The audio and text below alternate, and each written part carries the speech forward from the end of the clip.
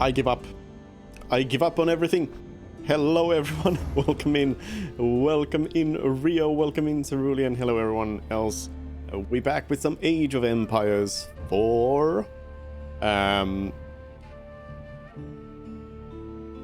Which, it needs a subtitle.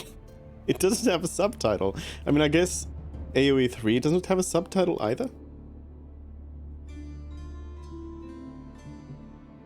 I'm pretty sure Age of Empires 2 was known from the very beginning as Age of Empires 2, The Age of Kings.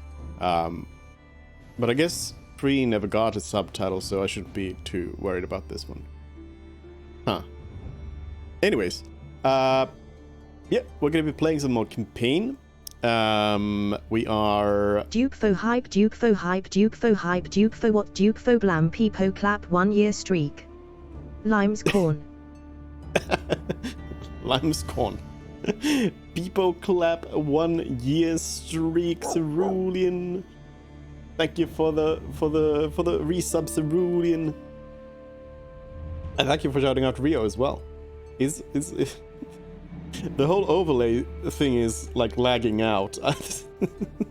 The game is like, it's a game lagging. Oh, it might be lagging out because, yeah, I think it lags out when I'm tabbed out of a game.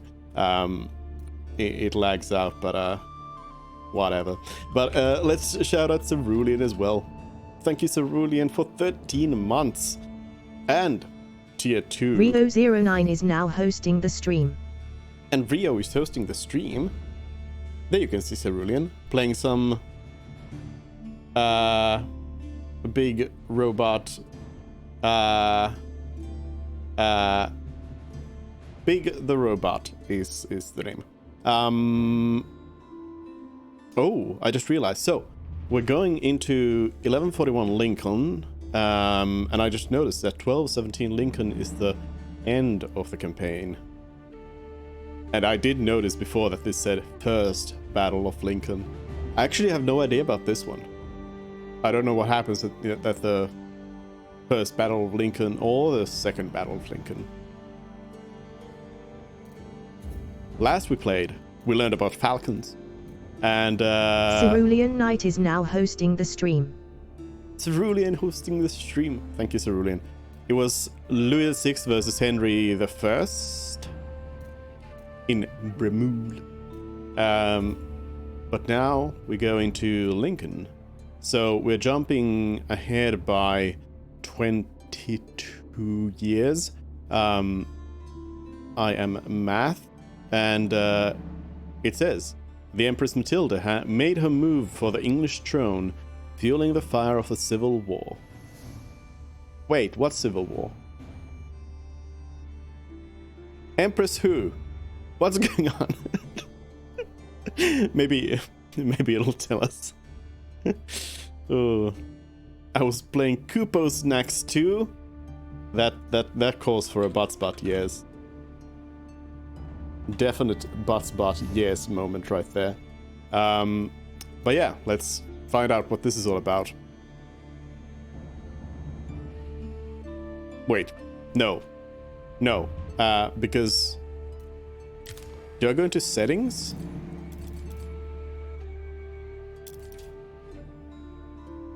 Yes. Easy. We're turning the campaign difficulty down. I noticed that last time we had to like redo a few fights just because we got killed. So I thought we'll just, you know, it's more about the story than the gameplay here. So we'll just play on easy and that way we can get through some of this stuff faster. Let's go. Normandy, France. I forgot how good the graphics are. After England defeated the French at the Battle of Bremule, Normandy was back in King Henry's hands. But 1 year later, his good fortune turned to tragedy. In 1120, his son and heir William Adelin died in a shipwreck. The future of Henry I's kingdom was in jeopardy. The anarchy. Henry desperately needed a new heir. With no legitimate sons left alive, he broke with tradition and chose his daughter, Matilda. Henry forced his barons to swear an oath to accept Matilda as queen. But when the king died, they broke their promise. England would not be ruled by a woman. Matilda's cousin Stephen saw his chance and claimed the throne.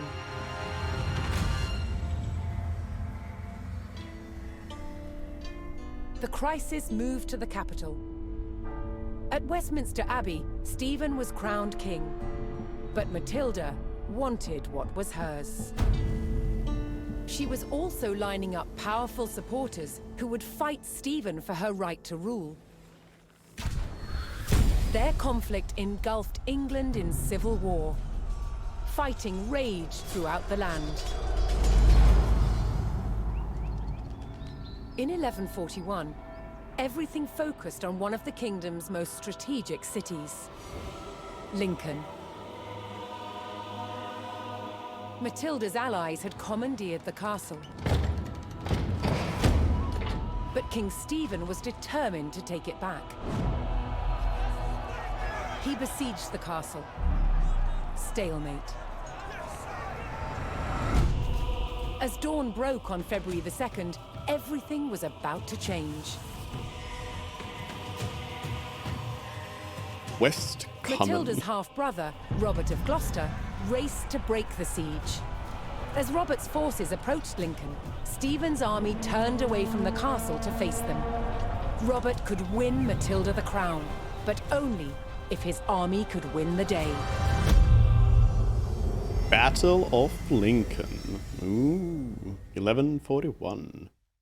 All right, so for some reason I've never heard about this. I don't think so. So this is interesting. The castle at Lincoln was under siege. Inside, forces loyal to the Empress Matilda awaited relief from her half-brother Robert Gloucester. To break the siege, Robert would have to capture the king. And I noticed that the narrator actually made a little bit of a mistake there. Clearly it says Robert of Gloucester, but they accidentally said Gloucester, and yeah, like you can clearly see how it's written, and that's obviously how you should read it, because English is a very, very practical language.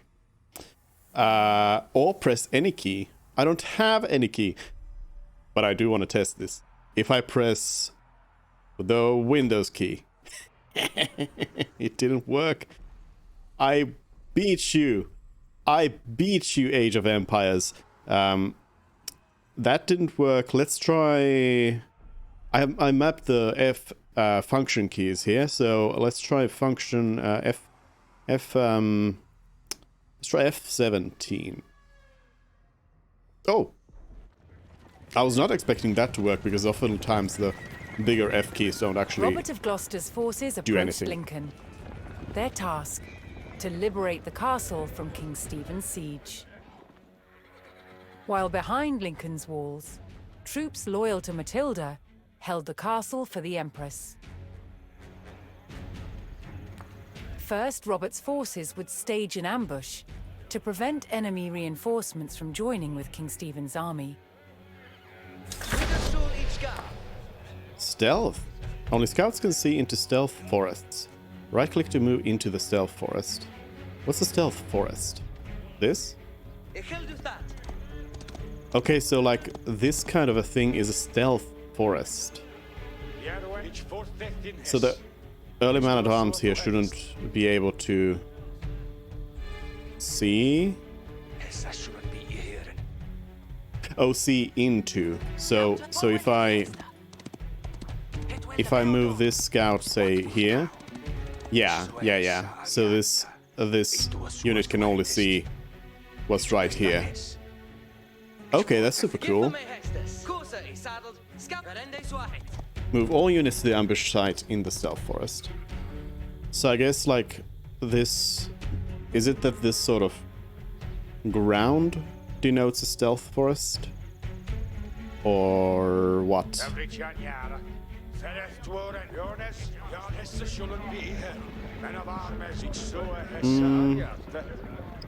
I'm gonna go ahead and create like 2 control groups here so we can do a pincer attack on the oh no, there is actually a part on the other side as well, so we can do an actual pincer attack here. I don't know why I'm moving them in companies like this, but these small squads, why not just put them all together as they're gonna be. Maybe I'll have like a scout in each of these. So each control group has a scout in them, and then the third scout is by themselves. Is anything happening here? Of course not. I like that they're just waiting for me to get to this. But I gotta say, I do like this like edge of your map knowledge here. How it shows you that, you know, this is like here it has these like elevation markers to show you that this is actually like a hill going down. So and like having guesstimations at what's at the edge there. That's really cool, because there is like there is never gonna be like an actual hard line as to what you can and can't see in reality, so that's nice.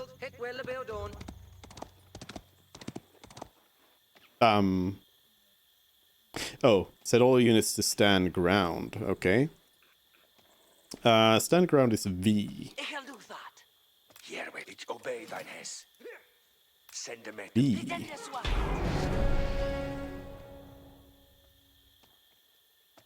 But is it still requiring me to... I think it's still requiring me to move everyone on this side. So I'll just move them real quick here. Yeah, it wanted me to put all of them on this side and then move them back. Hopefully fast enough. Robert's men concealed themselves in a sheltered grove and lay in wait for the enemy. Yeah. We lay in wait. Eliminate enemy reinforcements. Where are they coming from? Eliminate the first column. They're gonna get killed. They're gonna get killed. What wilt thou? What bearth the nesting? What bearth the nesting? What wilt thou? We go! Surprise!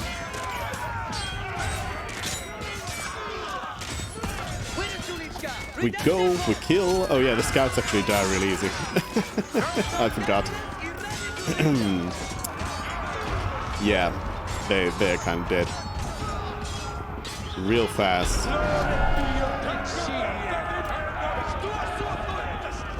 Robert defeated the first column of Stephen's reinforcements, but he knew more were on the way. Did I know? Ooh. Oh, okay. They are, okay. Ooh. Okay, okay. I guess we should probably move everybody into that position. We could ambush them from here as well. But I think we might be a little late for that. So let's hit them from this side. This one is closer to the road, so that would be better. As these men-at-arms don't really move that fast. Oh, there's their army. I do need to move out pretty fast.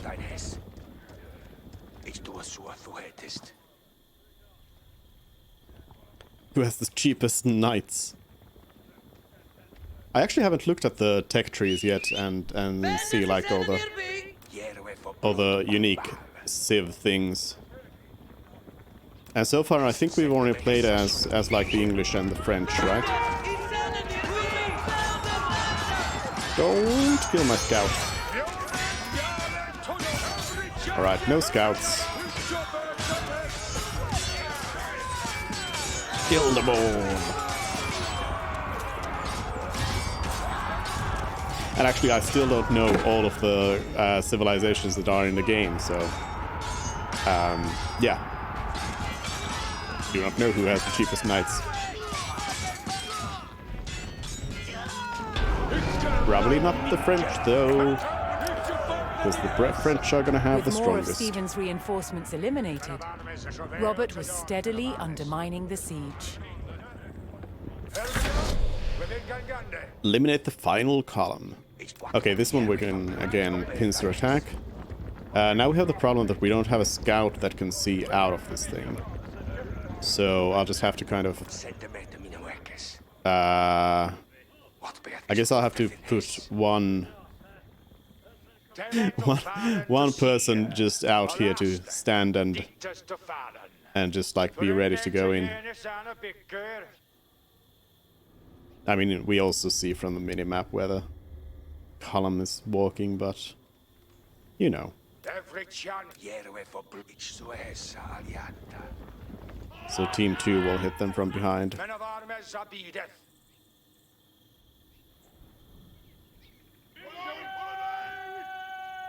Ready? Go!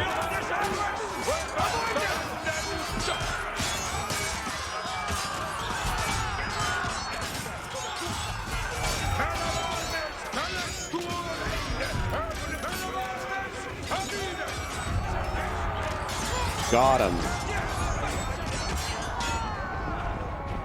They're trying to run away.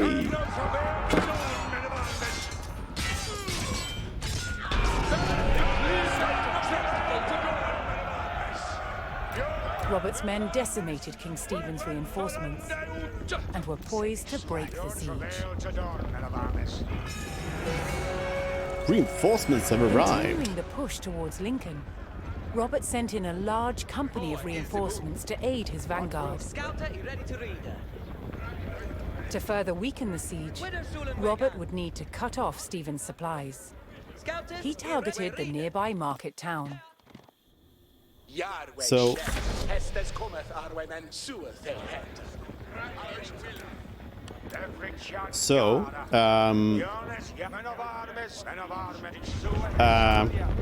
I was going to say something about something, but I forgot.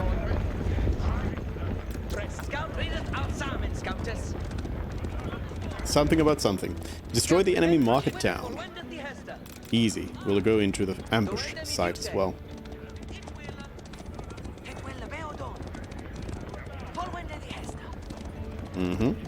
We can hit them from behind right here.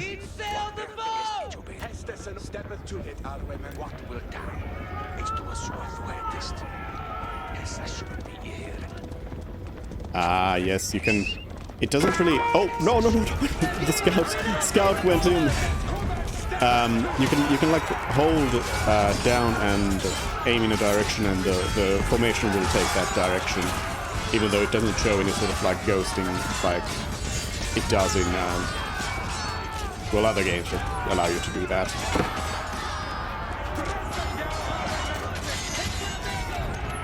Yeah, I lost my other scout.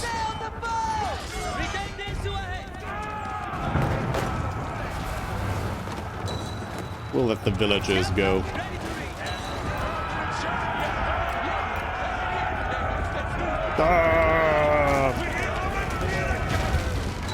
Yeah! Rallying to Matilda's cause, a large group of knights arrived at Lincoln to bolster Robert's army.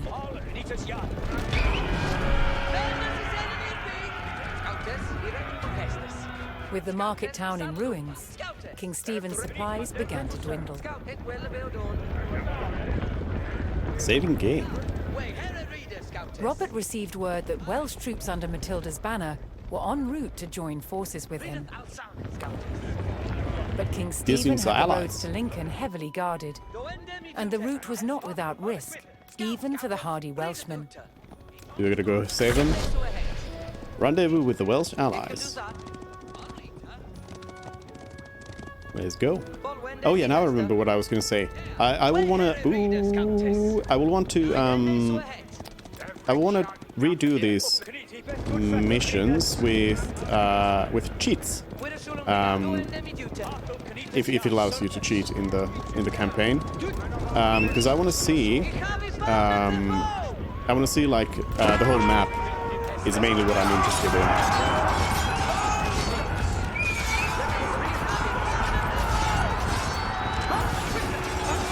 Like what does Making their way to Lincoln, Matilda's Welsh allies were ambushed by the king's soldiers. We go! We save! Robert's men would need to aid the Welsh if they wanted their help in breaking the siege. We're going. Knights, go over there.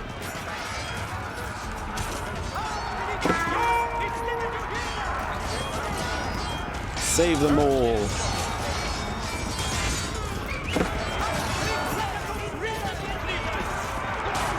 I don't know if they've put down any Easter eggs on the maps or anything, but you know. Gotta find out.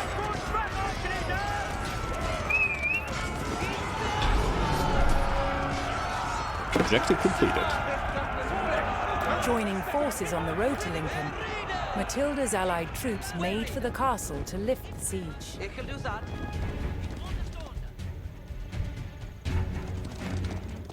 We go, we march. I can make a 5 for the whole group.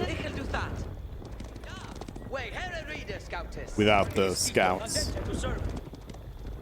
Keep the scouts as is. Ambush site. Are they gonna ambush me? Does not seem like it. Ooh, here they got... Robert's forces spotted a large detachment of Stephen's soldiers guarding the castle gates. Yep. If they hoped to liberate Lincoln, they would need to break the blockade and rout the army. I might be able to go around here and hit them from the side, while the Welsh attack from the front. They don't have a scout up there, so this should work. Oh no! Except if the formation got too big and they started moving around a little bit too much. Alright, these knights need to really watch out for the for these pikes. And they'll hit them from behind.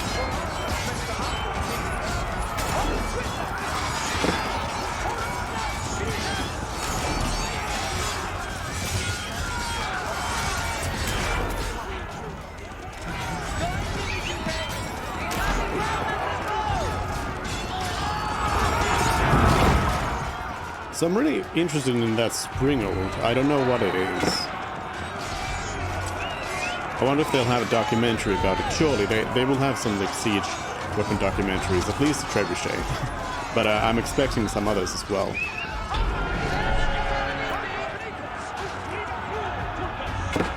Robert's forces scattered the king's army, leaving the gates to the castle unguarded. Enter Lincoln. Oh, I gained ownership. Okay. Robert's men finally united with Lincoln's garrison. They could now use the castle to strengthen their army. To lift the siege, yes, they needed to destroy the enemy camps surrounding the castle. Clear the western camp, central camp, and eastern camp. Okay.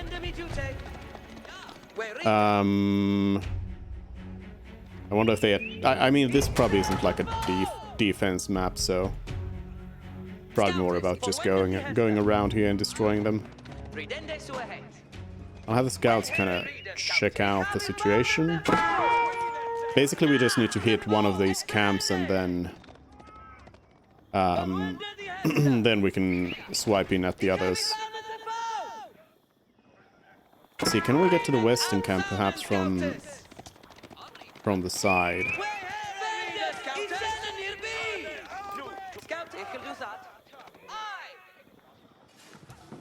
Like using this gate up here. Yeah, I think that's the like weak point here.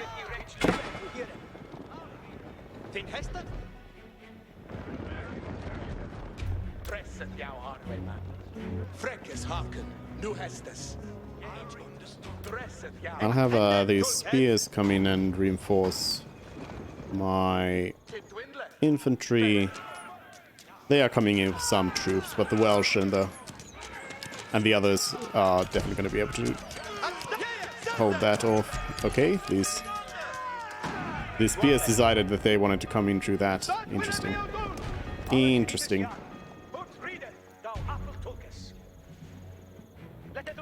It is looking like we can just cavalry charge them. Or what's that? Were those pikes that were walking there? Oh, come on. No, those are longbows. So we should be able to just cavalry charge this place. And I'll send the rest in as well, but... Oh, there's the pikes. There's the pikes. Okay. Pull back, and again.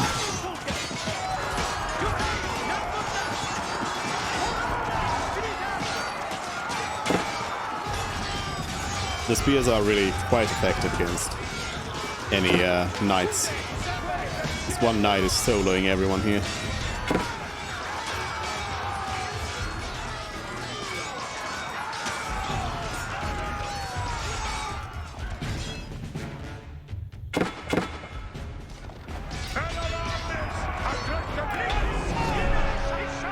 The western camp defeated. Matilda's forces struck hard, destroying one of King Stephen's siege camps. King Stephen was spotted, shielded by his men. To end the siege, Matilda's forces needed to capture Stephen and rout his army. Okay, I guess we're attacking. We're attacking Stephen. We go.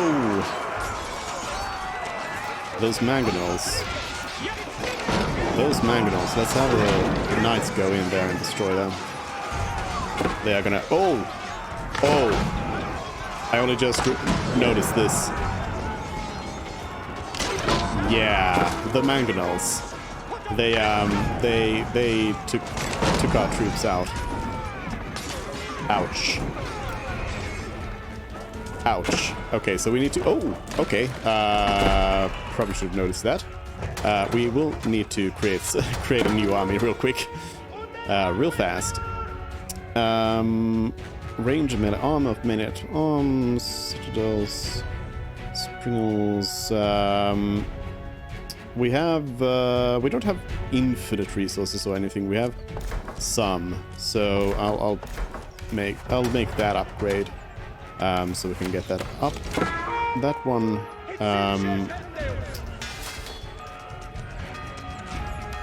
Now let's get the bows upgraded, long bows, since we can longbow spam with the English pretty well. And then I'd say we use the spearmen, no, not spearmen, but the man-at-arms. Or actually, maybe I'll use the spearmen and then we'll use our money for the gold for the knights. Where's what does a excuse me, what does a stable look like? Wait, what does a stable look like? Do I have stables here? I'm not sure if I do. Let's buy the knights from here. I'm not sure. Actually, I'd say that that's one immediate thing about this game. I feel like the buildings, while they are more like, perhaps like realistic in a way, they are less clear about what they are. It's less clear cut what's going on here. Alright, we're being sieged pretty bad here. That gate's gonna go. I'll let it go. Broken through the sturdy walls of Lincoln Castle. Those Keep us loyal on to the track. Matilda had to ensure that their keep would not fall. Lincoln Keep must not fall. Alright. Gonna go take out these rams before they become an issue. I mean, they already are an issue. But, you know. So they are less of an issue. And I'll just need to spam more troops over here. We need more.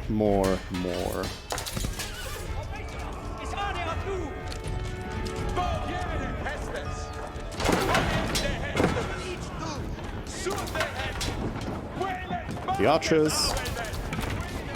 Good, we're getting rid of the mangonel.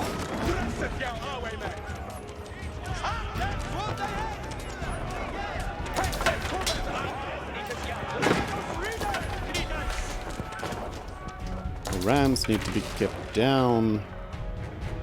Alright, so Stephen's right there, so we should probably go and just take out Stephen. First of all, one thing I probably could do is just rebuild that gate. Otherwise, it's gonna be a little bit of an issue. Wait. Walk back. No need to go. No need to engage.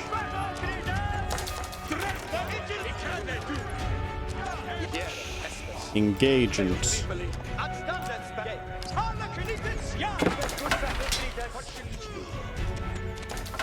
I'll get a springled over here. I wonder if the springled deals better with the rams. I mean, I have enough stone so I can build one here as well. It's just stone. And then we stone wall. Fix the wall.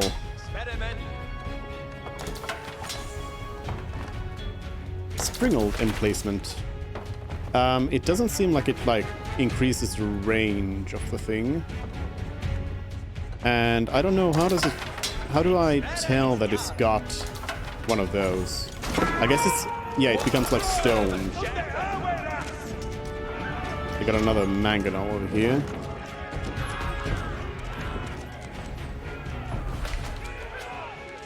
Like, how do I tell that there's a Springald firing from that?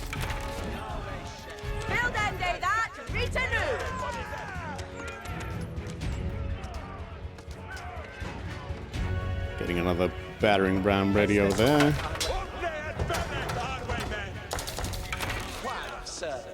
More knights.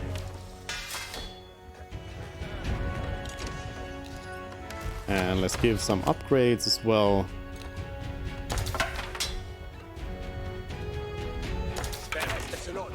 Oh wait, no. No, yeah. These are 2. These are 1. These are 3. And I think we could just go in with this group. Oh, that's okay. That wall was quite weak. Ooh, destroy the mangonel before it starts firing on anyone. There we go. Make sure this goes down. And let's hit Stephen. Oh, okay, well, they'll take care of that. We go and we fight. This longbow should let us get through this quite well. Captures King Stephen. Matilda's men closed in and finally captured King Stephen.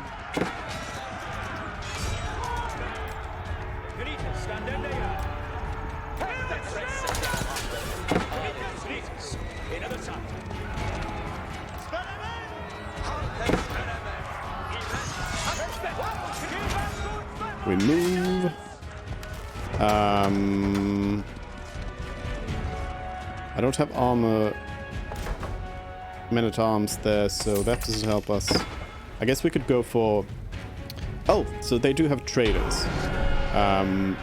Gold when assigned to trade with the trade post or another player's market. King Stephen's army dwindled assigned to trade as Matilda's forces struck down another siege camp. Yeah, okay. But yeah, blacksmith is, I guess, something we can get those upgrades going if we need them. I think this might be the end of the level though. Oh, knights, don't go and fight the spears.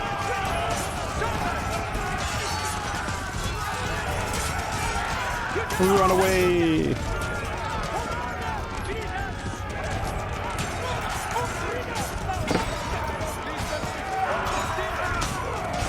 I gotta take out these spears before they become a problem. My own spears are gone.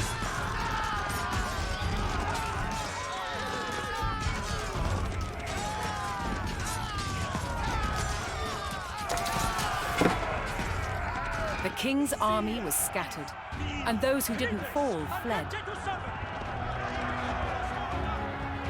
Victory? Matilda's forces had won the battle at Lincoln. But the fight for the crown was not over yet.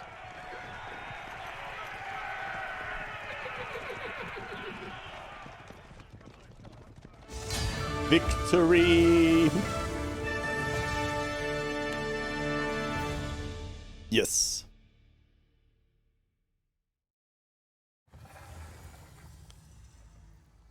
Matilda's forces ended the siege and took King Stephen prisoner, but Matilda was far from the end of her quest for the English crown. Alright, we got some videos. The anarchy, that's just what we had. Ah, here's the trebuchet. the legendary Trebuchet. This I guess is the same that we already saw at E3 or Gamescom, one of them. But let's see. The Empress's Flight, page from history. In the deep winter of 1142, was it this one? No, it's next year. 1142. The Empress Matilda, facing capture by her rival King Stephen, was forced to make a daring flight from the Tower of Oxford Castle. Under the cover of night, she descended the tower's walls by rope, aided by a few loyal soldiers. Finding the gaps in Stephen's dwindling siege forces, the group fled unseen, with Matilda wearing white for cover against the snow. Crossing the frozen river Thames, Matilda then trudged miles through heavy snow before finding refuge at her stronghold of Wallingford. Shortly after her escape, she slipped away to her court at Rouen, where she was free to plan the next phase of a challenge for England's throne. Ooh. A counterweight trebuchet was the king of all siege engines. A catapult capable of smashing down castle walls from great distances. The Trebuchet. At Warwick Castle in England, they've built a replica, one of the largest in the world. Originating in 7th century China, by the 13th century, trebuchets had evolved into devastatingly powerful weapons. Such a simple design, but so effective. It has several key features. A pivoted arm with a weight at one end, and a sling to hold the projectile at the other. To prime, the 6-ton weight is raised using tread wheels. That's taking a long time. So this is one of the wheels, one of two that's attached to an axle, which would lift the counterweight, weighing 6 tons. It's based on muscle power alone. What's essential about launching a projectile as far as possible is making sure that this end of the arm is moving as fast as possible. So once that weight drops, it really sends this point of the arm moving at its highest velocity. This was done by positioning the pivot close to the counterweight and by launching the projectile from a sling. When released, the sling whips round, vastly increasing the launch speed. Defeat sound there. Trebuchets were carefully aimed, like modern guns. In order to weaken the castle walls or even breach them, you had to make sure that the projectiles hit the same spot every single time. For each projectile to follow the same trajectory, they all had to be the same weight and shape. To achieve this, masons used a gauge. Now I'm going to load this projectile into the sling.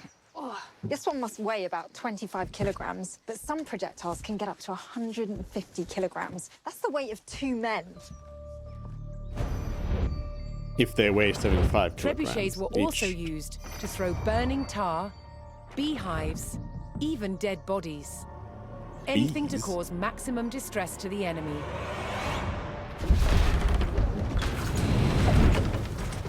Did you hear that whoosh? It was the counterweight trebuchet's lethal combination of power and accuracy that made it the ultimate medieval siege weapon.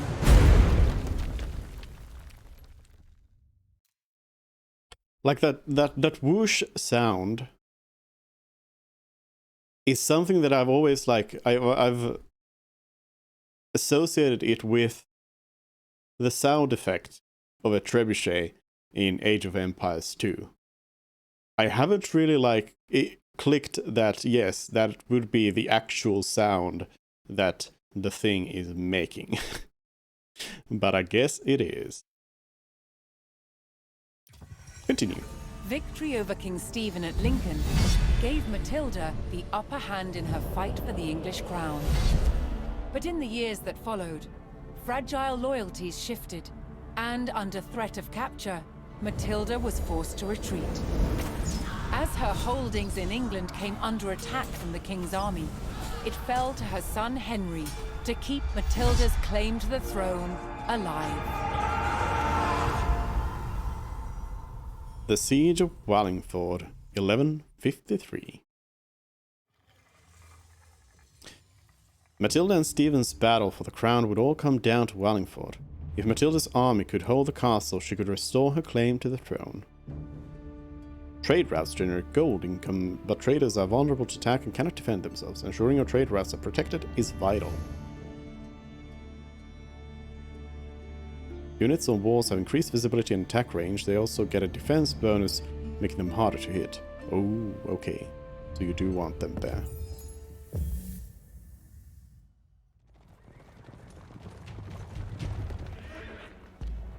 Inside the strong stone walls of the castle at Wallingford, Matilda's men held firm against a brutal siege by forces loyal to King Stephen. King Stephen's army had constructed a fortified perimeter outside the castle, trapping Matilda's men inside.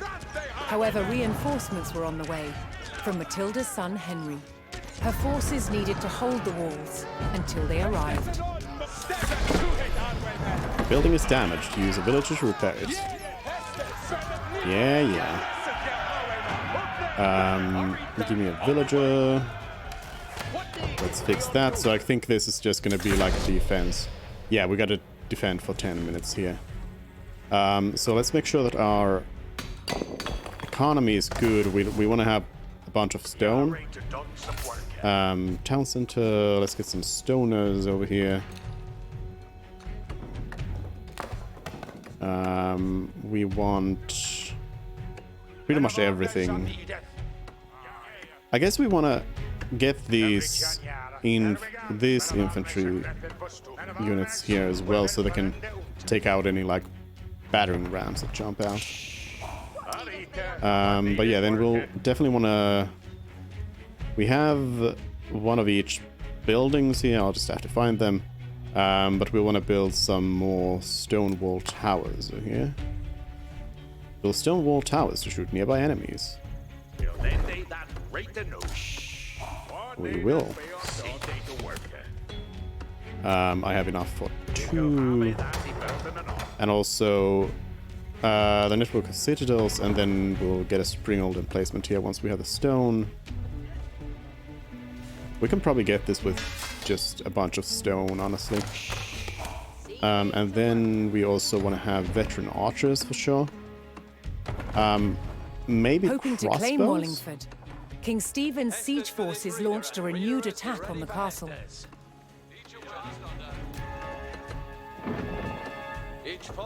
Maybe crossbows.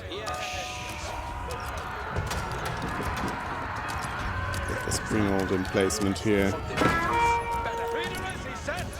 So I'm going to use knights to take care of these, or the horses, I guess, horsemen, to take care of these battering rams.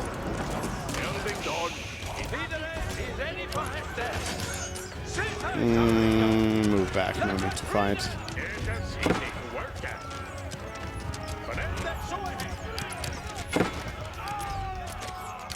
So I wonder if there's any practical reason to build outposts rather than stone wall towers.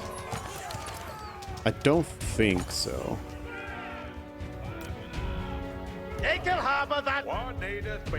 I don't think so. I feel like the stone wall towers are probably just superior. Then one thing we want to build is, wasn't there like a masonry upgrade? Something that helps with buildings. Or am I imagining that? I might be imagining that.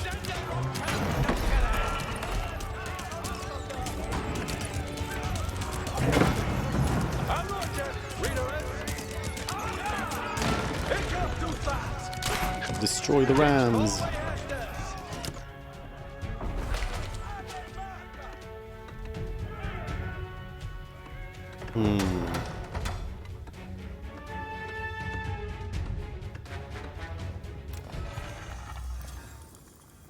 Let me look at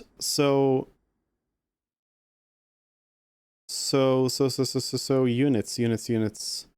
Archer range. We have crossbow is anti-armor specialist, so it doesn't really like high damage range unit.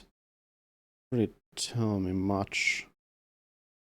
I want the like actual stats for these units. Because I wonder if the Springald is more effective against battering rams. Hoping to crack the mighty stone walls of Wallingford, King Stephen's forces launched another attack. That is a siege tower.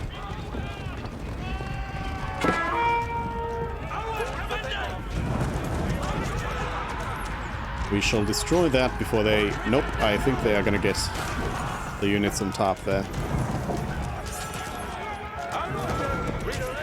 That's no good.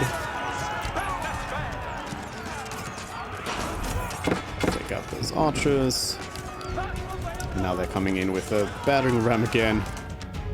I'm gonna want to have some more horses around here.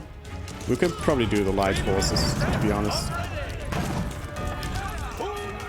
I don't know if the heavy horses are really going to help us much.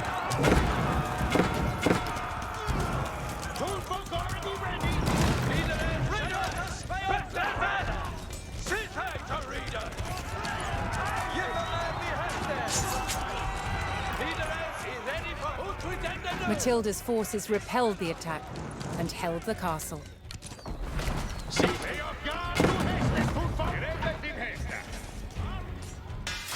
I need to get some more archers up here. If I do that, do they go to the right spot?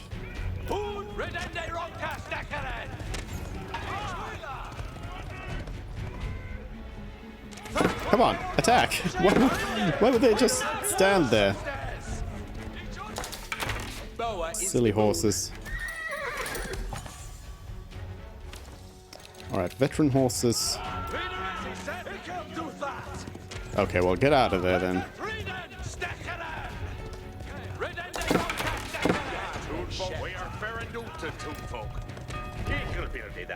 Let's get one of these. But they are kind of stuck on that side, I guess. Alright, I definitely need... okay, this is a more pressing attack. To go deal with this battering ram before it takes out my towers.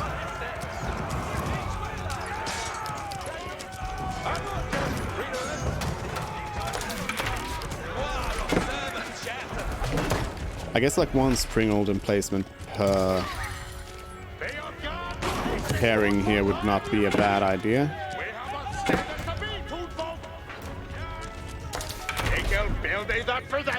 Let's get those going. I gotta fix that. Oh, where's my... Matilda's forces held firm against the attack, cutting down that tower's gonna go down.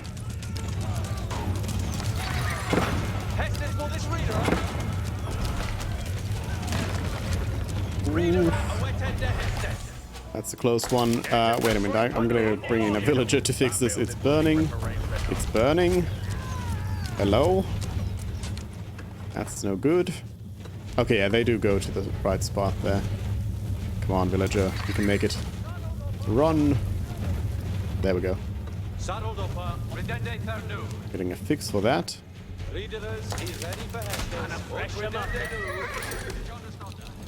More riders.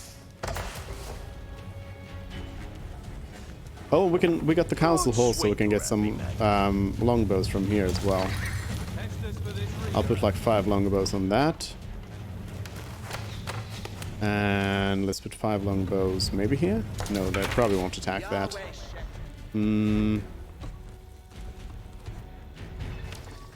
I'll put 5 longbows here behind this tower. Let's put some behind this one.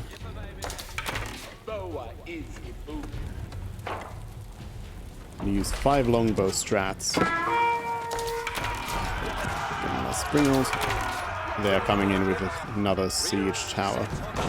I don't think I can take that one out. Oh. I guess they're not actually using that though. Oh, here it says 61 damage ranged. Okay, so it's like a high damage attack. But it's still... Oh, okay. I guess because the range attack does 11.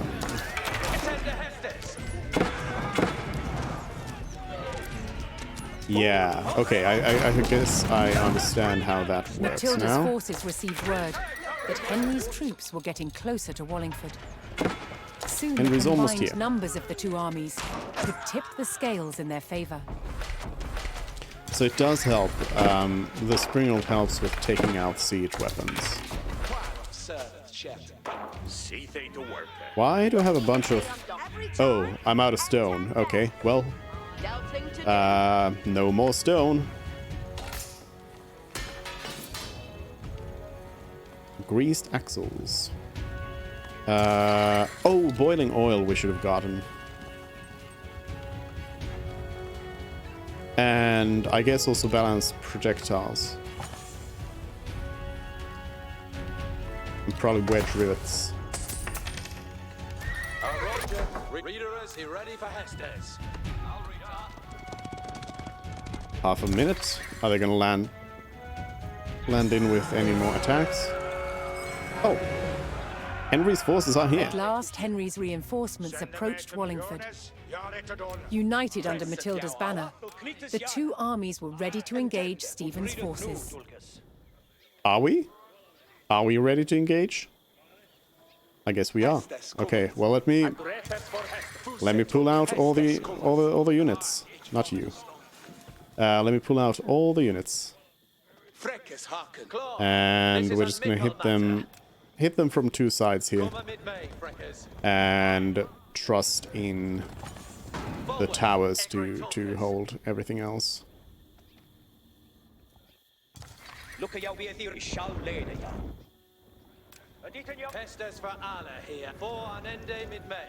Gonna hit this side here.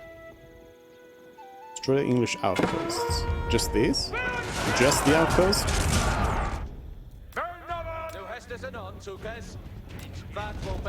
We go. Possibly. Might be a bad idea. But we go.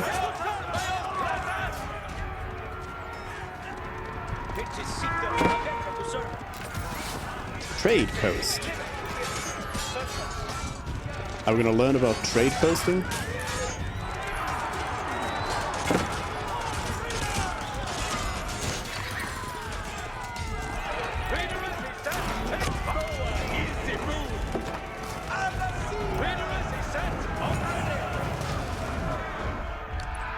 What is it? Oh, an attack.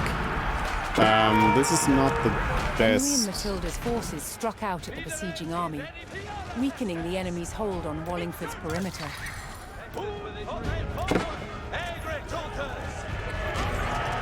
Okay, let's do it like this.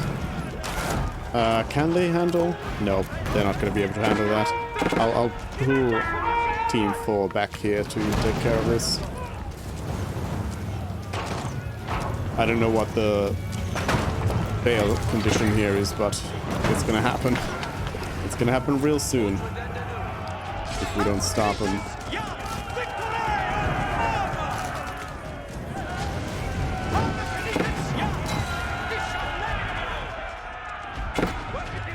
The enemy line wavered as Mangonel. Matilda's forces cut down the besieging army, Take it out.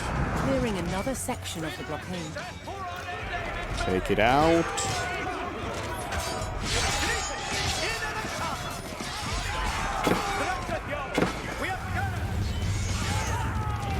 Are the archers just like attacking a tent?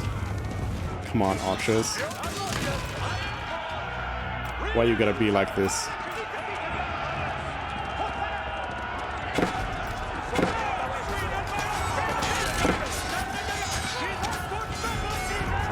Let's not have the cavalry go into the spears again.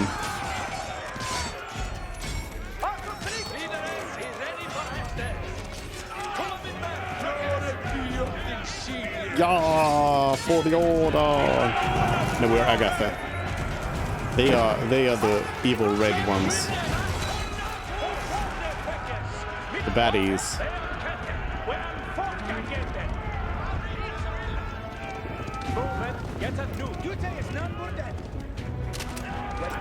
We go, we kill.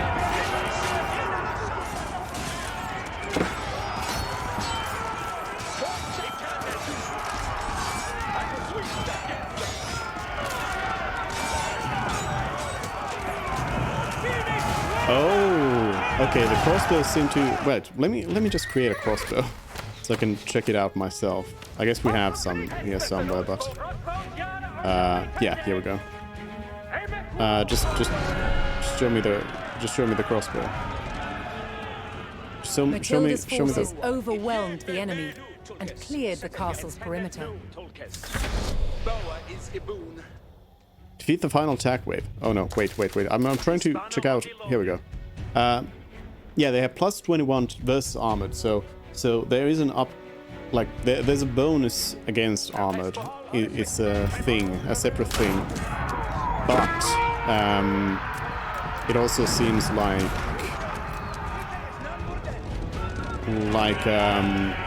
you could also just have high damage and be good with that. Okay, we go. Don't attack those. Come on. Be cool.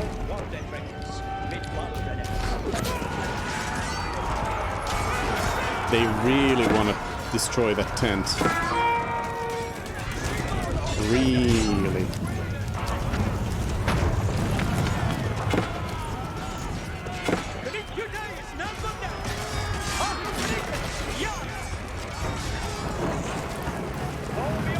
Alright, but we got this.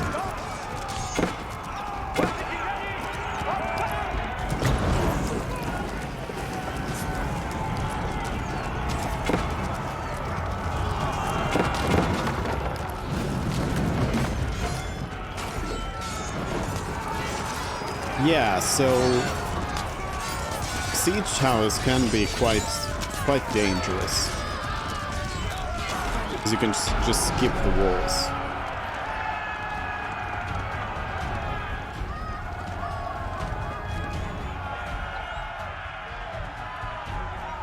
The joint forces of Matilda and Henry had thwarted King Stephen's siege of the strategic castle at Wallingford. After over a decade of conflict, Matilda's claim to the throne was still alive. Okay, like, for example, this map. This was just a tiny portion of the map that we actually saw there. So I want to play that again with a cheat where I can see the whole map. To appreciate the work. The Angevin Empire. When King Stephen died, spoilers, Matilda's son Henry ascended the throne of England. He became the first king to rule over what is now known as the Angevin Empire. So Matilda never got to queen around. Henry was an active and ambitious ruler, determined to expand and protect the heart of his empire. He personally traveled to the extent of his lands, making deals, crushing rebellions, and annexing new territory. Henry acted so swiftly and with such audacity that the King of France described him as seeming rather to fly than to go by horse or ship. But just as Henry's ancestors had struggled to maintain their power, so the Angevin kings would rule for only two more generations before the empire fractured, once again leading England to war. Spoilers! And we don't get a documentary for this one.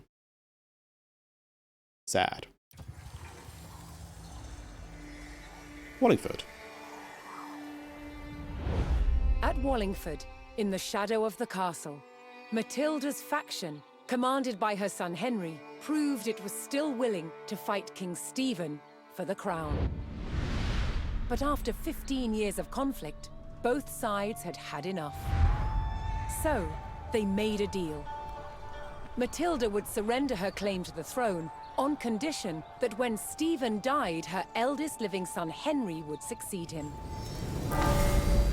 A year later, he was crowned King Henry II and proceeded to grow the kingdom into the mighty Angevin Empire. But, once again, what the king had spent his life building, his own children were destined to destroy. Rebellion. King Henry II had 4 surviving legitimate sons, and he planned to divide up his kingdom between them. But they fought bitterly for dominance. Against the odds, Henry's youngest son, John, became king.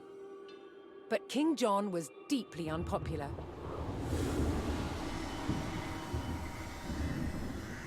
He lost huge swathes of the Angevin Empire gained by his father, then failed to reclaim them in expensive battles. Paid for by taxing his subjects. Eventually, England's barons could take it no more. They forced John to agree to a charter that restricted his power. The Magna Carta. But he went against his word.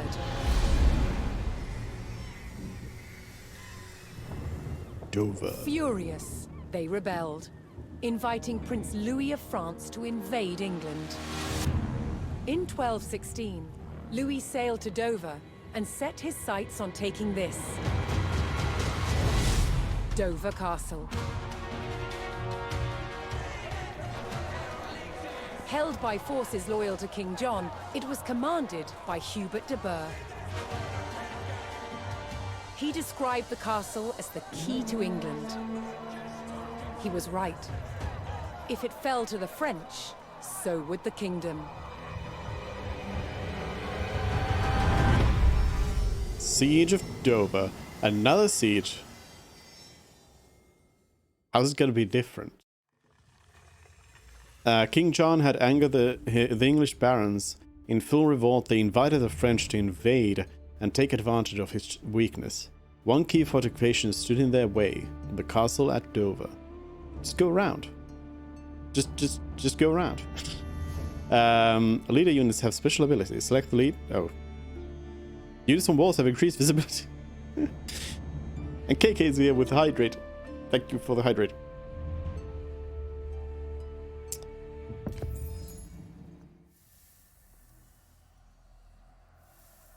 So this is more like AoE 2 or 3. 2. 2. What's different about this?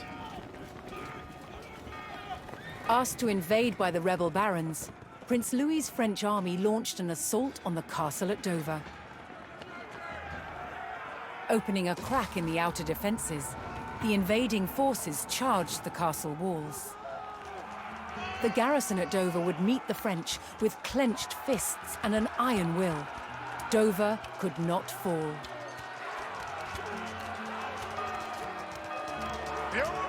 Commander Hubert de Burgh rallied his men to hold back the French and defend the castle. Hold off the French siege. Okay. Are these English?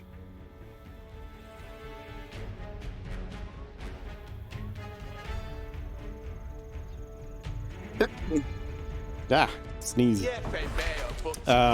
We should maybe place some springles. I should again check the oh, these are the cliffs of Dover here. Oh yeah, we are in Dover. Let me get some more stone. We don't have woodcutters, we don't have a lot of anything. But I want these springles up.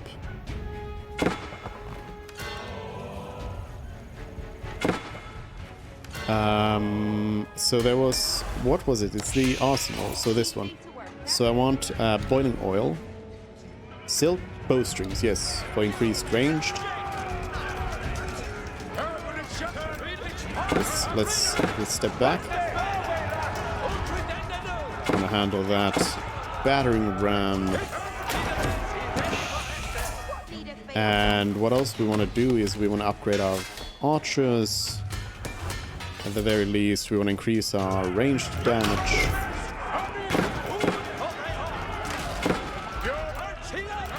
We run away.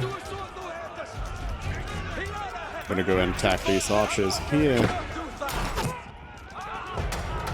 And I should probably reinforce our troops here. So let's get more spears and more where's my what's the stable?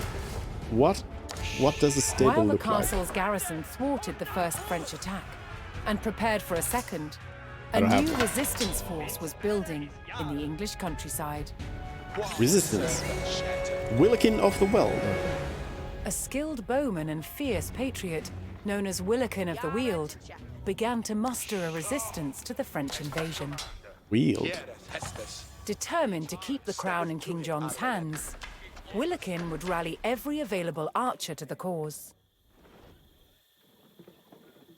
Okay, so I guess we go gather longbows. Yeah, Willikin's gonna go for that. These traders are then gonna trade, so I need to protect this place. Optional, produce additional traders. I can do that. But I want to upgrade these buildings so that they can defend themselves. I'm gonna need gold for that. Oh, we don't have gold. That's the thing here. We don't have gold.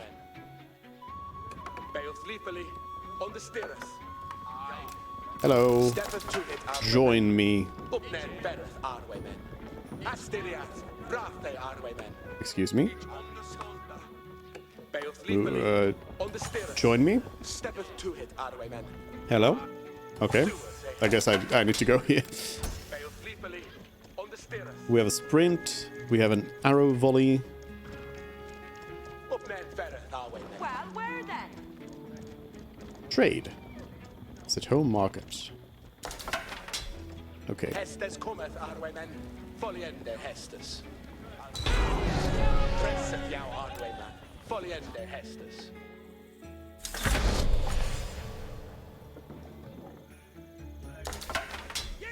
Nearby villages. Oh, now I can go get them. With his bowmen assembled, Willikin course. planned to ambush the French siege engines on their way to the enemy camp. Oh, okay. Ambush French siege weapons to weaken attacks. With my archers? Oh no.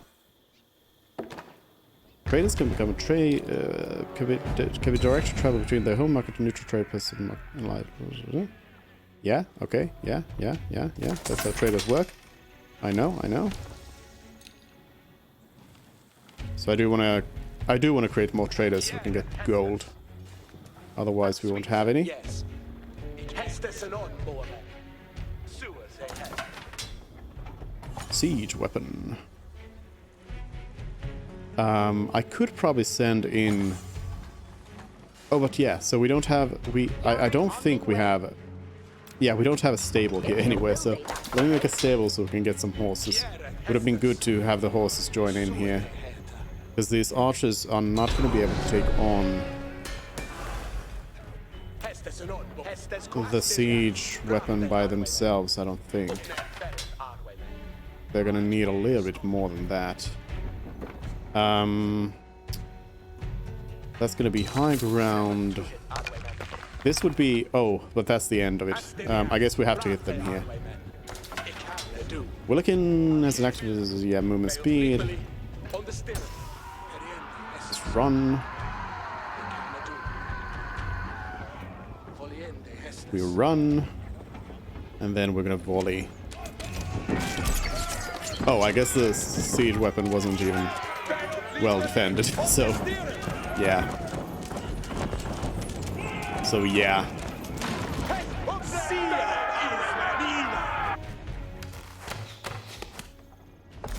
I was thinking maybe some upgrades could be... Oh, we are out of stone. Alright, so we only have so much stone to use. We have springles there.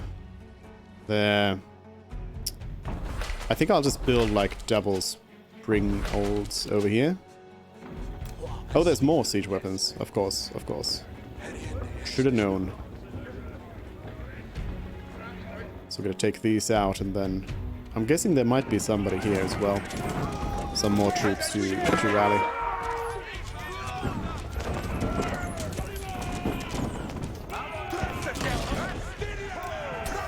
So let's run.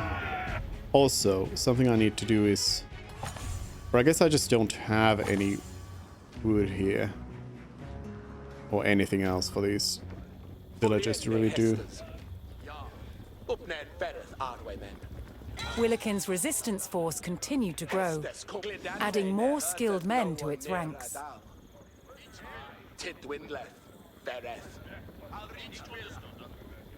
Go! We stop the siege weapon.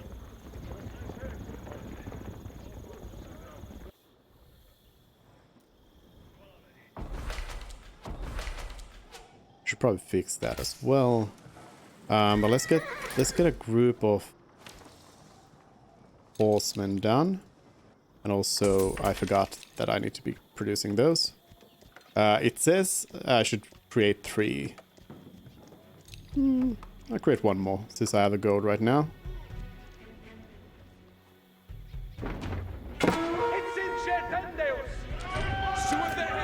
Oh. We're doing it. We're doing it.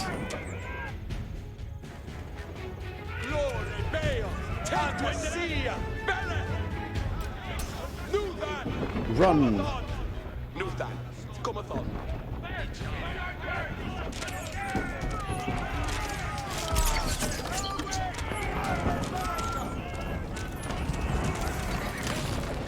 Easy peasy.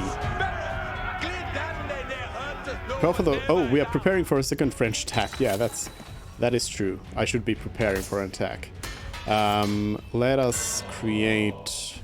We don't have any gold, any extra gold right now. Let me get some more archers up top here. On the walls. And more spears, more horses, more everything. These villagers, I guess they are actually stuck here in Dover, aren't they? Is that? Oh, that's some more stone. So I could go and build a mining camp here and get some more stone. We got the traders. Down here in this village, yeah, we can only get the lumber here. And this is just for farming.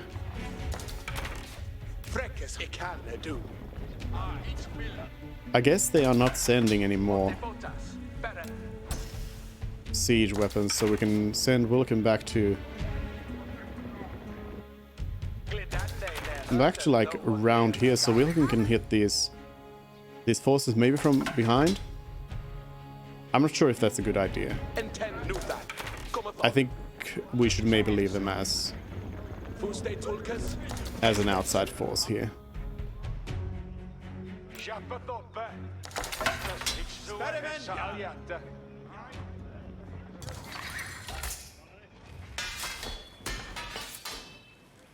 And as we get enough gold, I'll improve our What shall each do? Our stuff here. What should we upgrade? Let's do veteran spears. Veteran spears. So these upgrades were actually kind of pointless. Now I realize. Oh, so I just noticed. So for the outpost building, there's a choice between arrow slits and a springald emplacement. Those seem to be mutually exclusive. Interesting. Let me get that upgraded. So there's going to be a lot of A lot of action here in this mission. This is only going to be the second out of 4.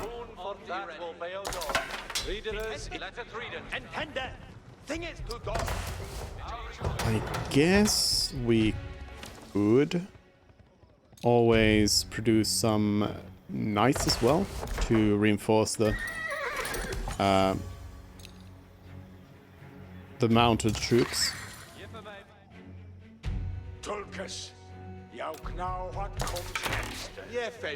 And some men-at-arms to also reinforce the melee units.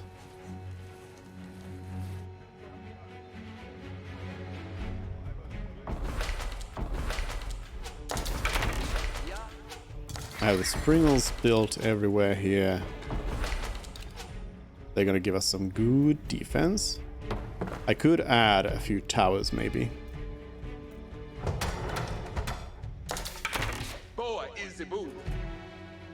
The network of citadels upgrade would be quite nice. How much gold do they bring? 61 per trip. And we need 400, is that it? The French are attacking Dover Castle. The French launched a renewed attack on the castle. But thanks to Willikin's ambush force, the enemy had been greatly weakened. Alright. We go, we attack.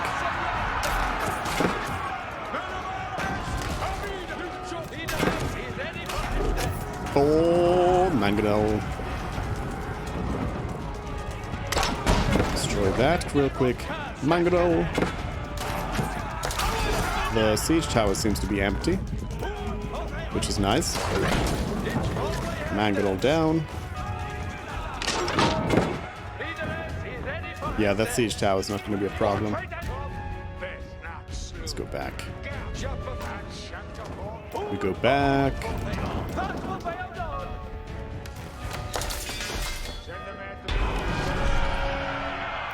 No, not that.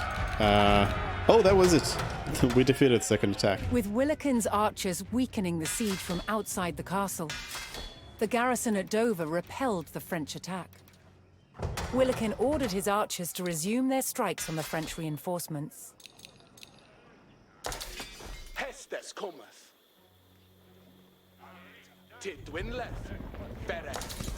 Alright. Willikin goes around. I'm not sure if I actually need the monk to go around, since they can only heal. So I think we'll keep the monk back there. I don't think they exactly move slower or anything like that, but we don't need to take them out.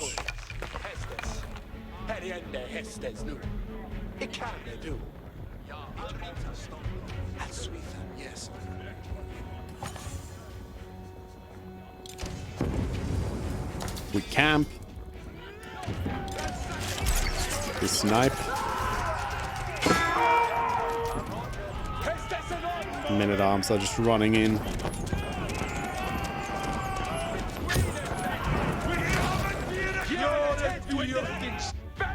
Destroy that. I mean, technically, I guess we could, like, strike at these forces, but it probably doesn't make too much sense to do that. I'd probably want to get an upgrade on that. I think I'll want to... I want to invest in some more traders. The gold production is not too great.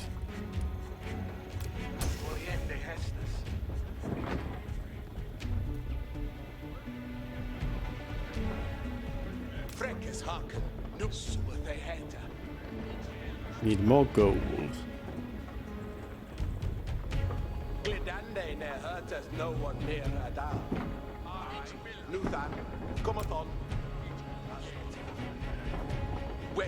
Better units, better life.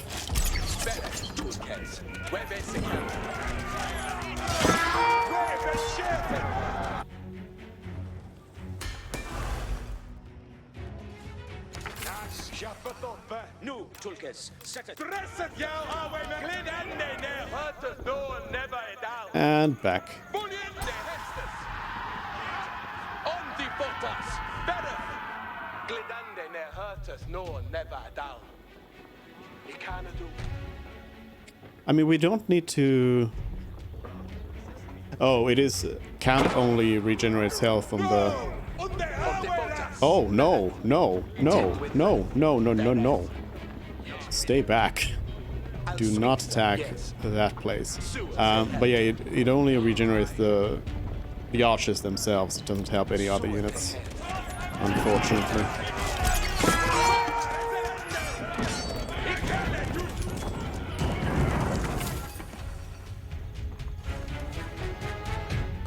I'm feeling a little like these sections are longer than they need to be. These defense sections. Alright, what can I use these villagers for now? I mean, I guess repairs is especially one thing. We'll have them make repairs. I should probably produce one monk here so that we can have somebody healing. And we're gonna be hitting the max amount of units soon-ish, so I don't want to overproduce any of those. Oh yeah, so this is a king's palace. So what? How does it? I guess the difference is that the King's Palace doesn't have an attack and has a little bit more health, and that's it. Weird.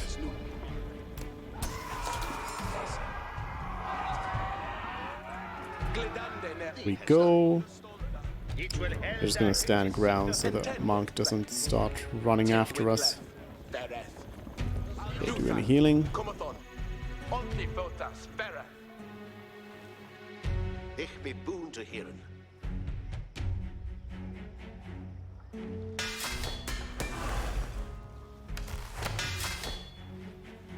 An upgrade to the man-at-arms would probably be good. Would not be the worst idea. Right, they got some knights here again. Why is Willikin running up ahead? Stay with your allies.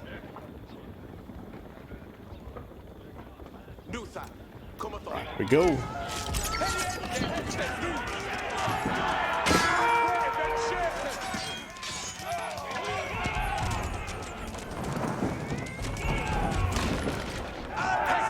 Take him out, and I should always return back to camp. We could add a few... I mean, we could build a keep. Another keep here. That probably wouldn't help too much. I mean, it would be quite effective, but it's probably best to just build a few towers. They're not going to be attacking that side. Maybe I'll just double these towers.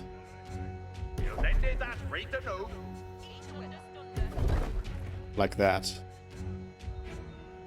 I mean, they were actually moving this way as well.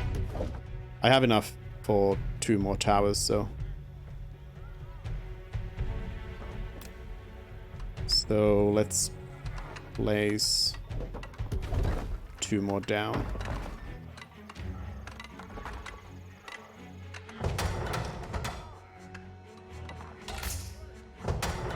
Then I guess we can do armor-clad wedge rivets.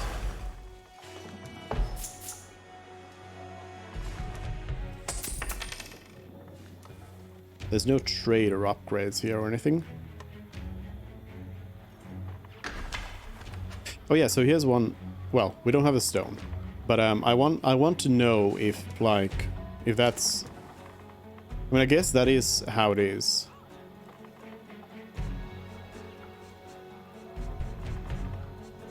You either add a springald emplacement or arrow slits, but not both.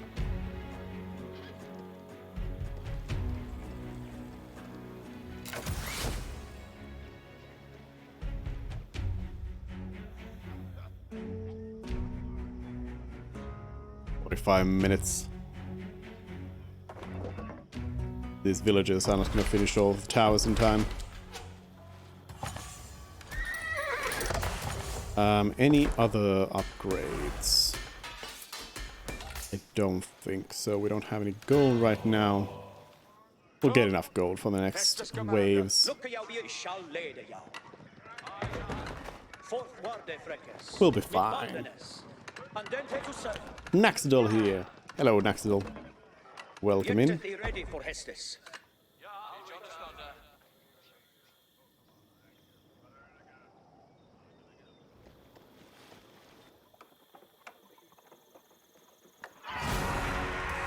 The French are attacking.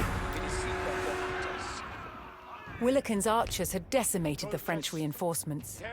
But undeterred, the French mustered what troops they could and launched another attack on the castle. We go defeat the French. Wait, did the... Oh, there's the... I was like, did the battering ram just explode? But no. Don't overextend. Don't overextend. Hello?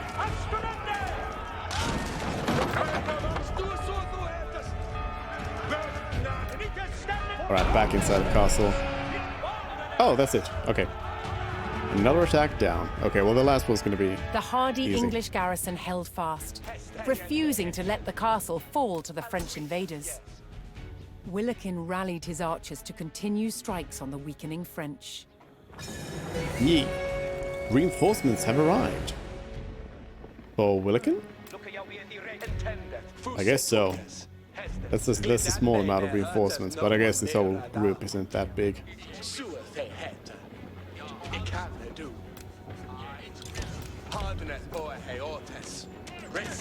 Shoot them all. Hopefully they don't actually... This might ring out. Yep. Stay back. Stay back. Do not go into the town. Everything changed when the French nation attacked. It's always the French. Always the French. Oh, I should maybe bring our units here to be healed. We don't need greased axles. We could upgrade these. Maybe faster unit production as well. Maybe.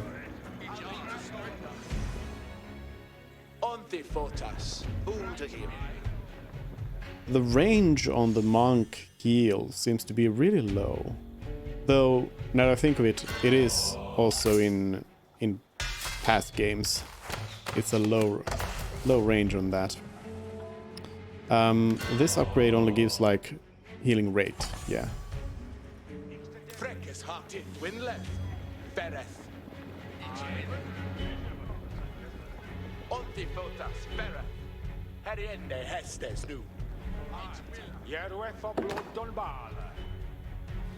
Alright. Good upgrades going, we don't need that one. The military academy is something that we can do. Otherwise, we already have all the other upgrades, so... So yeah. Military academy, and then we can produce some more knights and such.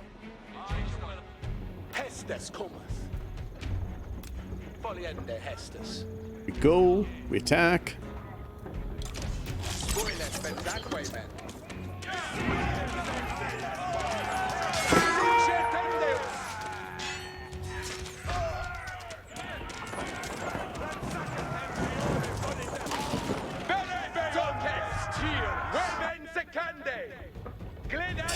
Tip, prepare for the final French attack.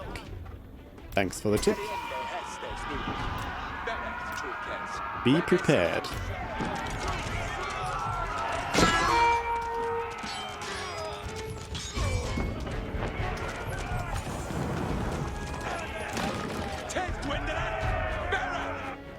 And another one's gonna go there.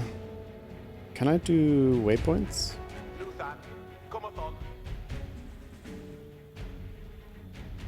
Let's see.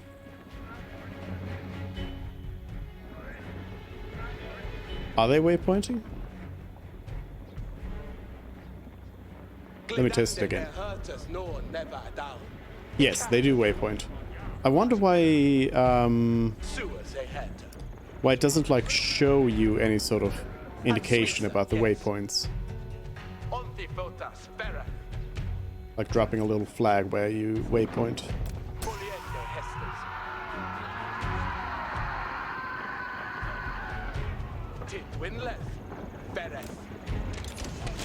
Kill them all! So that might be the final siege weapon then. We have Military Academy. Let's go ahead and produce as many knights as we can. That wasn't a lot of knights. I'll reinforce the horse column here, since they are slightly weaker than the infantry. Though the infantry also does need more heavy infantry.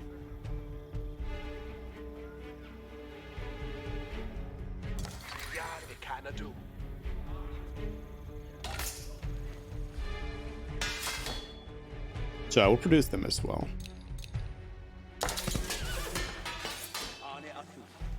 Heavies. Yeah, I think otherwise we are pretty good.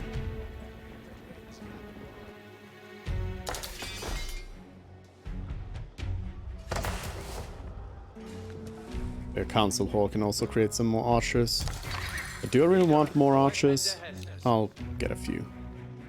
Get a few archers. I should make sure that everything's repaired. Oh, except that we don't... Oh! We repair using wood? But these things are built completely out of stone.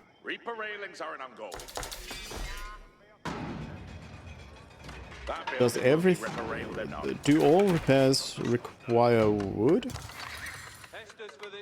Instead of whatever it was built from? Because that does change things actually quite a lot, in the sense that it'll be much more valuable to keep things alive. I feel like they have made the economy better. That building will be repaired. See it fair and every chance. Hestes for this reader. I love this What needeth work? the oldie English here, because it's something that you can understand some of it if you know English. But also, I feel like you can understand some of it if you know some other languages. Like I'm hearing stuff that I understand through Swedish, which I mean isn't that far from English anyway. They are related.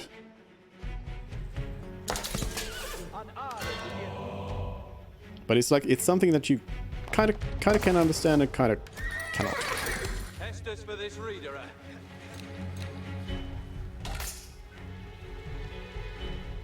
Like they say reader, which I'm guessing means rider. In English you would say rider, but in Swedish you would say ridare. So it is something where it's like it sounds really weird to my ear.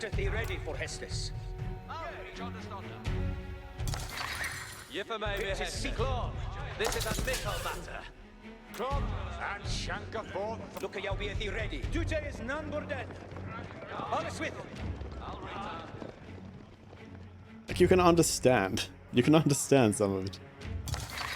Reader, await Hender Hestes. Yet to the ready. No, Tulkes. Set it. It would be interesting to go to like England in this period and just like try to converse with someone. It would not be too easy, but it's I would say it probably wouldn't be too completely impossible either, though. You'd probably be able to get some sort of an idea across of what you're trying to say. The English garrison and Willikin's surprise attacks ensured that Dover hadn't fallen yet. Now the English prepared to repel the final French assault. Defeat the final French attack. There's a Mangonel coming in and another. We have yet to see any Trebuchets in the game. The Trebuchet has not been brought in yet. Stay back. Stay back. Stay on target. Stay on target.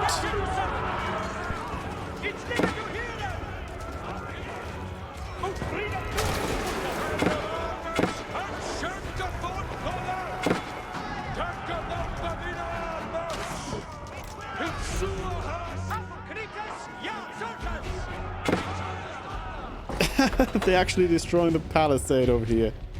Oh. Great job, great job. Another Mangonel.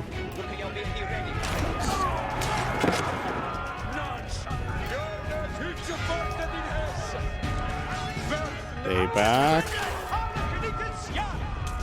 Hold. Hold.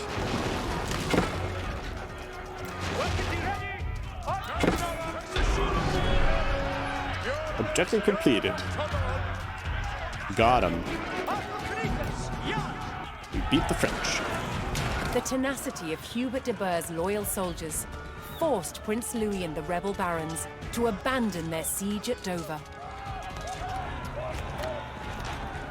And thanks to the efforts of Willikin's fearless archers, England remained in King John's hands.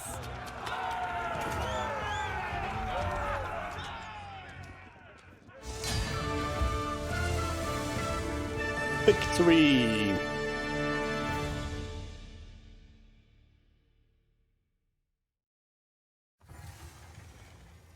Dover proved an unbreakable fortress. The French invasion collapsed and King John's enemies withdrew. So this was 1216 and there's only 1217 left, so I'm guessing next will be the final level. The key to England. Rising high above Dover's white cliffs stands one of England's largest castles. First built by William the Conqueror to prevent another invasion, it defended England for centuries. William the Conqueror came in and invaded England and was like, that was easy, and then decided to just patch up every spot where they invaded from. Every part of its construction, from its soaring watchtowers, its overhanging firing platforms, its reinforced keep, deep ditches and concentric walls, was designed to impress, impose and stand strong. But in 1216, Dover held back the French siege due to more than just its construction. The castle's commander, Hubert de Burgh, inspired a die-hard English resistance in the face of a full French invasion. His men defended their fortress and their king with unwavering determination. De Burgh described the castle as the key to England, and thanks to its design and the tenacity of its garrison, it remained firmly locked. It's also interesting because of the Norman influence. We have Hubert de Burgh, a very French-sounding and I guess French name, defending against the French. In the year prior to the defense of Dover, King John's defiance of the Magna Carta had mired England in a rebellion known as the First Barons' War. Across England, barons broke ties with the crown and seized important cities, including Rochester. With his reign under threat, John deployed his forces to retake Rochester and capture the traitors. The Siege of Rochester. 1215. Wait. Now we're going back in the timeline? What? Oh, I guess now we are turning around to the other side of a siege for once. The castle of Rochester had fallen to rebel control. King John had to lay siege against his own barons.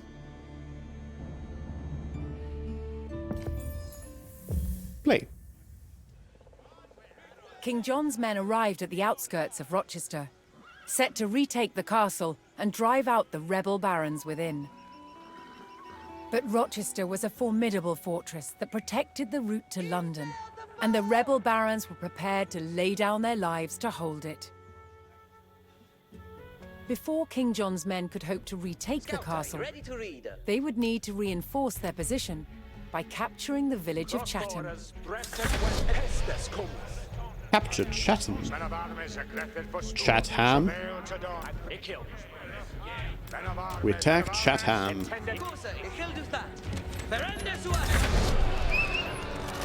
Defeat Chatham rebels.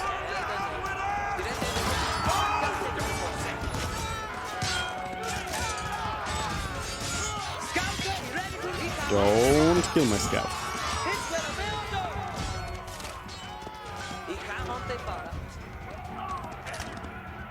You can see there's gold over here on the minimap.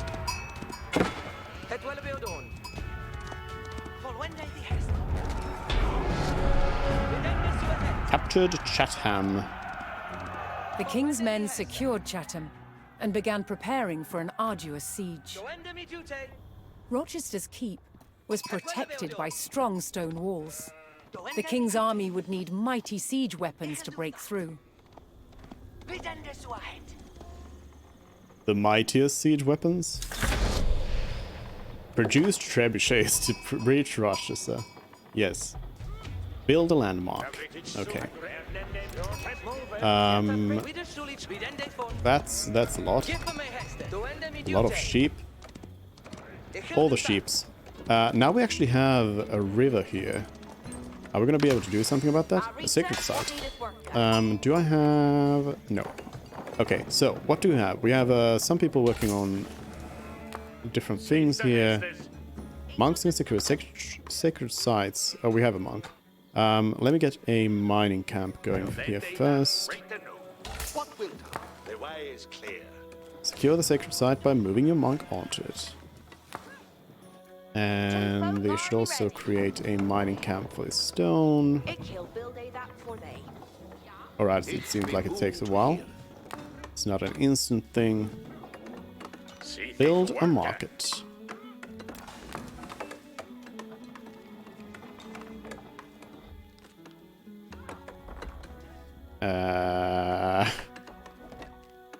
Fine, I'll put it there. It's not as beautiful as it should be, but it'll do. I don't know if we really want to get like walls built, or if we want to just maybe skip that. No, it doesn't seem like... I don't think we're going to be doing any naval gameplay yet. King John's forces were struck by a raiding group of rebels sallying from the castle. No, my gold!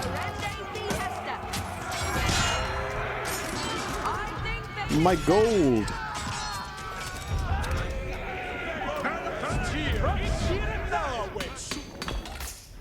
Alright, I definitely want to get more gold miners.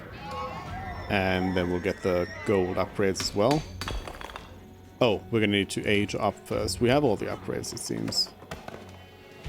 Yeah, we have all the economic upgrades. I'm gonna want to get more of those as well. So, do these need to be at the sacred site? No. Munkas. Let's move the Munkas over here. I guess the Munkas can also actually be in the archer formation. I don't see why not.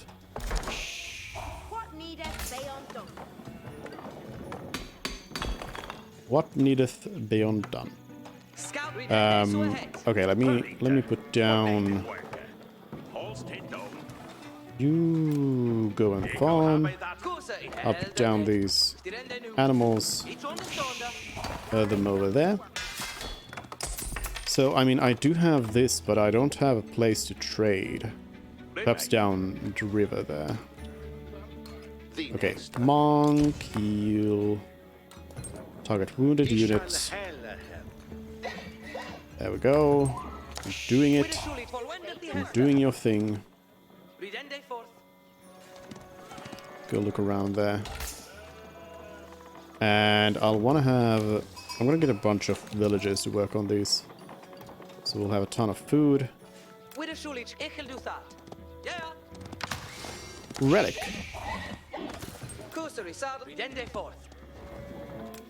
I am gonna bring us a monk to go grab that relic. Wounded units can be healed. Stop giving me the thing. Oh, another secret site. This one seems to be somewhat defended. Discovered the farmlands that supplied the rebels at Rochester. If the rebels lost access to the food supplies, some of them would be forced to flee. They had the opportunity to weaken the rebellion by eliminating the castle's supplies. Cut off Rochester's supplies. Okay. We should get a raiding party for that. Like a bunch of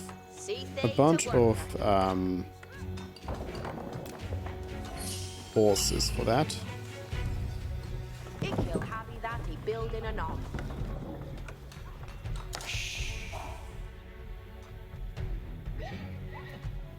Scouter, he ready to read her.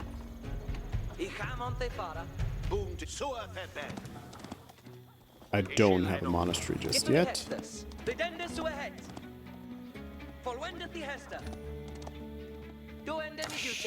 What needeth be undone?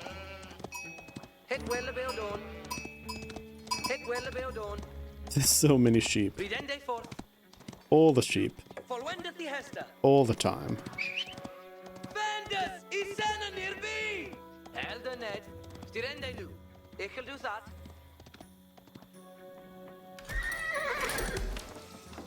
Let me get a...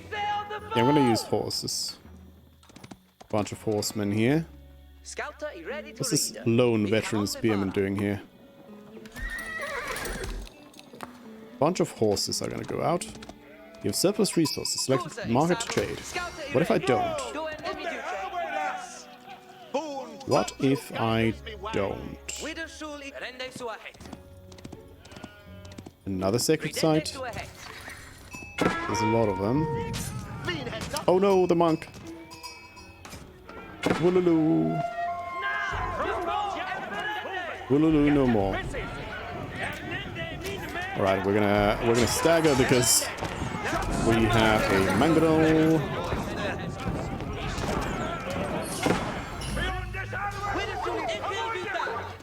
Oh, wolf. Wolves. Oh, I just realized that the scouts are the hunters. I forgot about that. Alright, let's get a monastery built. I can probably put it there. Nobody's gonna care.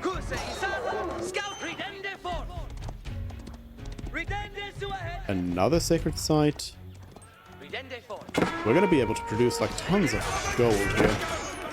With all the sacred sites and relics and everything.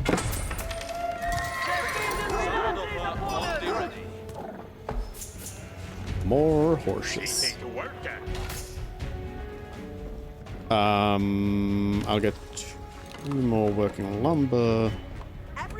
We are out of stone.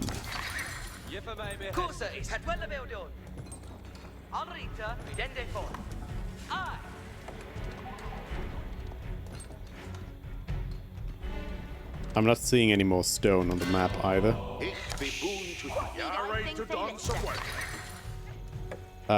Let's get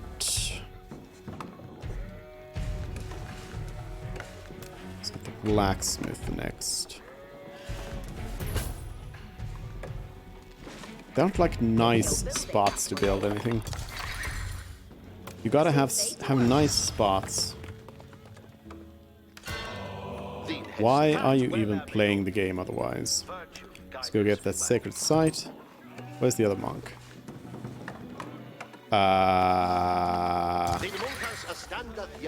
Oh, right there. I wonder if there's a... Yes, there's a max. We can have four relics at the maximum. So yeah, we've got a ton of stuff here. So wait, Imperial Age, we're gonna need a lot of food for that. Housing, this whole place needs to like grow so much. This is a very small area to be building anything in. I'll get some more housing. In Chatham. Alright, everything's been upgraded here actually. But it seems like we'll be able to do all the upgrades in this.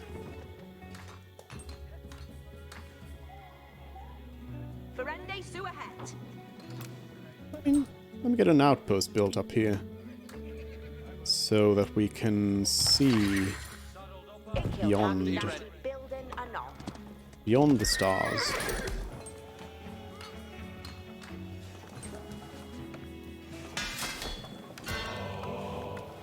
Ich be boon to hear thine head. Thy will be equal. What wilt thou? That sacred site. And get that sacred site. I have so much gold, but I guess you're gonna need a lot of gold in the Imperial Age to be able to do. Yeah, a lot of these things are very expensive. Ah, that showed me that I am able to age up.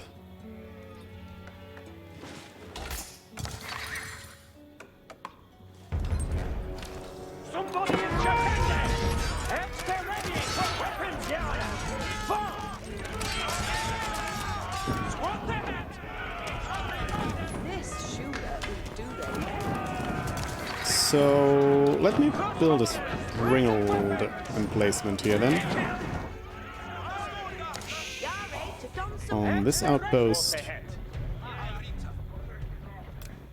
Okay, let's get an arsenal going as well. And we probably also want to have some archer ranges and such. So keep.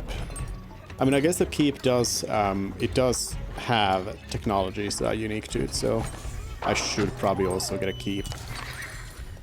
So the keep is... Yeah, I mean, I guess we'll build a keep right there. Oh. The outpost is firing the springles and destroying all the wolves around here. Rip wolves. Okay, do we have... Yep, we got the whole not archer, but the whole rider here. Let's go and raid these farms then.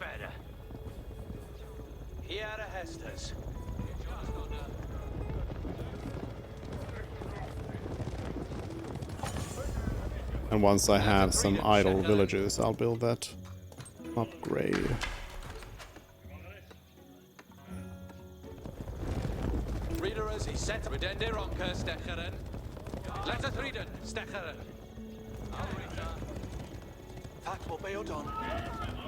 Hopefully they don't have a bunch of spears.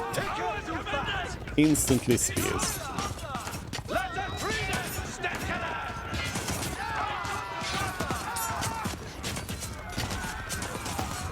I guess do spears have... It is just versus cavalry that they have the bonus.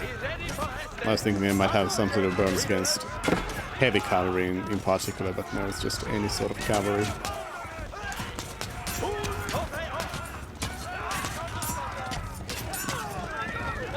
We hit them hard. What happened to my... Wait. Where's the... I told... Wait. I told a villager to work on that.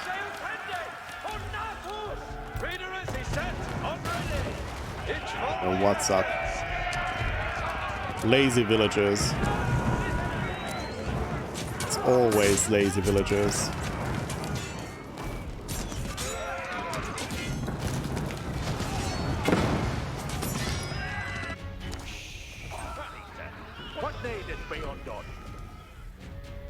You go build those buildings. Oh, survival techniques. But do we need that? I don't think we do. Ooh, they got some knights. Niggets over here. Oh, they got some reinforcements coming in. I think this... Oh, yeah, that's an army. I do feel like that could work. The raiders, we just need to send in... Well, we need to send in a bigger force, and also we need to send it in a slightly different way. Alright, let's age up. So what do you have? Berkshire Palace, defensive landmark, or Wingard Palace. Acts as a keep with all the behaviors, technology, and bonuses. Berkshire Palace has 50% greater weapon range and double the number of arrow slits, so it would actually be better than building that keep. And Wingard, produce a Wingard army from the landmark. Army includes one each of man-at-arms, spearmen, longbowmen, knight, and trebuchet. Okay. Wingard. We shall win. We shall win.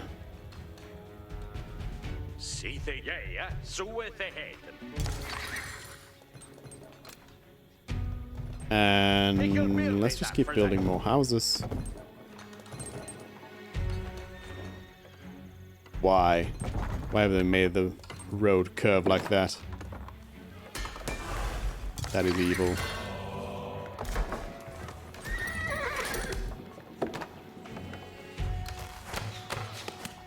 Archer range, arsenal. I'll look at the technologies once we get there.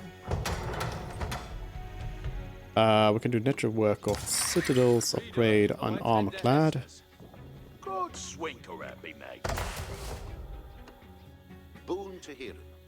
Did I ever get this? What happened to this other project here?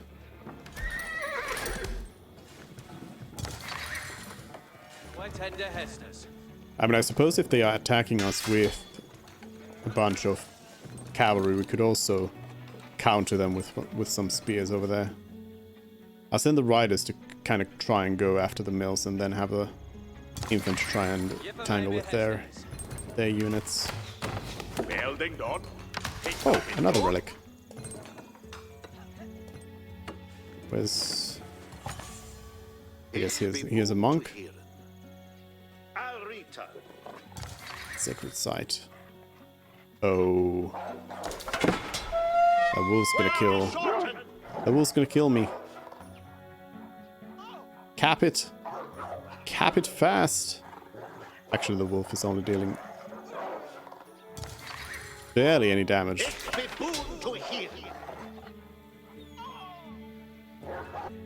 Cap the sacred site. So is there any... Yeah, I think the minimap does have an icon for the relic here, but it's real small. No! The monk! Well, we didn't get that sacred site, that's fine. Yeah. You go and help build that.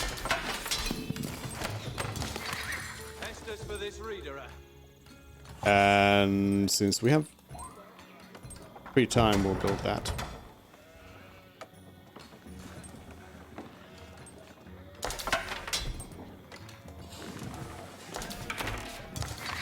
Saddled upper on D ready.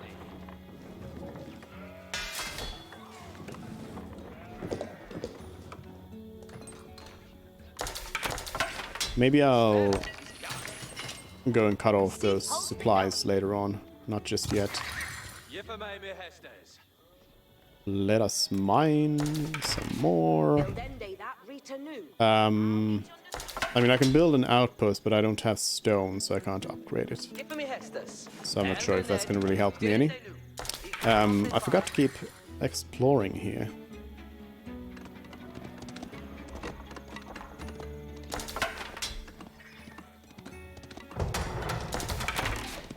Let's ride.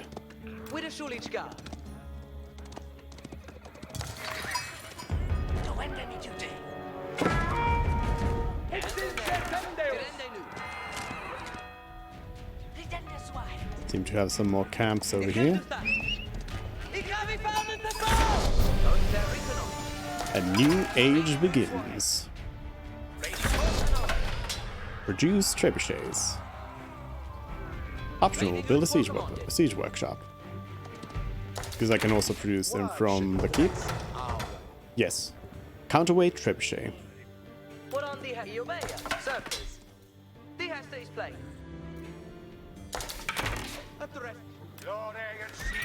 But we'll also want to do elite upgrades. So elite of those, and then elite of those. King John's men came to St. Margaret's Monastery.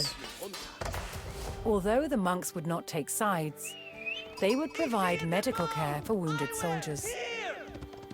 The local market was also open to trade with Chatham. King John's men discovered that the castle was being resupplied by a stream of traders. Guess I can just build a bunch of these. Oh, they are really slow to produce. I see. Okay, so what kind of upgrades do we have then? Shattering projectiles. Trebuchet projectiles shattering impact, increasing air effect. Enclosures, each farm enclosure being worked by a villager generates 1 gold every 8 seconds. Oh, that's kind of nice. Arrow volley. We'll get that. I don't know about shattering projectiles just yet. Plate cutters. Cranakins. Improve the reload speed of crossbowmen by 30%. Siege works grants all siege engines for fire armor. Roller shutter triggers. Increases damage of springles by 5 and their range by 7.5. I wonder if that works on the mounted ones. Adjustable crossbars reduce the reload time of mangonels by 3 seconds. A trader has arrived at Rochester. I guess I could actually send some traders over here. Can I... Oh, this is blacksmith, not the market. Market at St. Margaret's. Or do I use the monastery, I guess?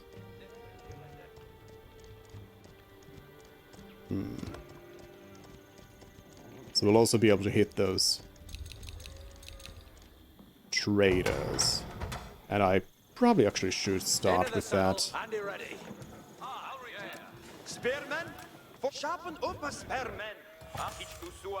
So let's send the troops over there. And they're gonna figure that out. Gathering of food up. Sure. Health of religious units up. Relics provide an income of 30 food, 30 wood, and 30 stone every minute. Yes, thank you. Greybeard lances increase charge damage from knights by 12. Spearmen gain 12 attack speed. They also deal 25 more damage when braced against cavalry charge. Melee armor for cavalry plus 4. Select the trader. Assign the trader to trade the settlement. Oh.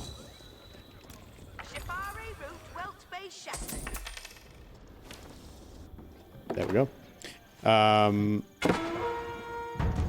Hello?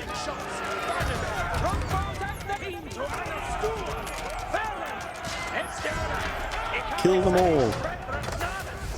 Alright, what else? What else do we have upgrade-wise? We can increase our gold mining rate by paying some gold. For some reason those didn't move. The mill upgrade was done. Barracks, monastery, blacksmith. Yeah, I guess those are all the buildings we have access to now.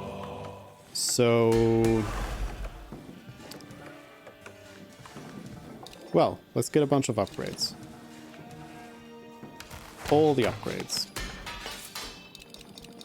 Perhaps not all of them. Perhaps all of them. Why not? Do them all.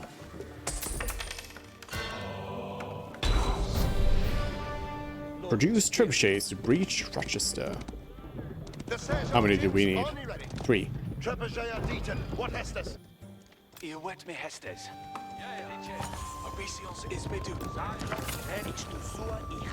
Alright, let's hit those traders. Stop their gold supplies. Should have maybe done this right away. Instead of now.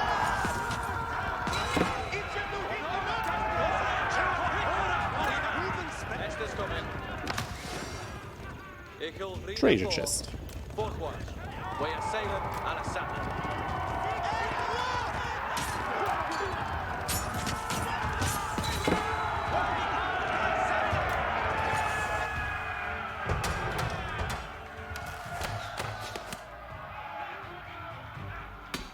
Yeah, and if that's all the upgrades, then we can use the rest of the money for units of all kinds.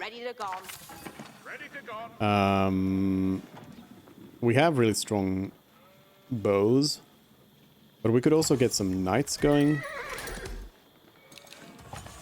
So we have those going for us. Gold.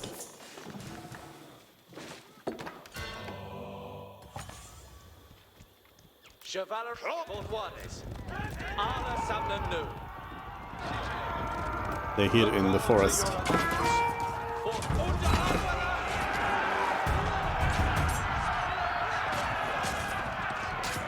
So the way the ambush forests work is interesting.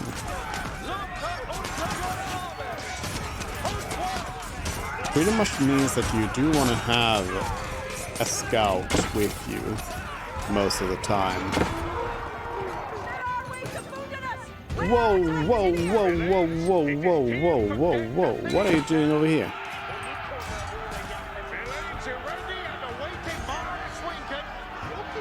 Run away! I guess if they're gonna bully my villagers, I should get this hunting upgrade. Survival upgrade. Let's upgrade wood cutting as well. We'll have everything boosted up.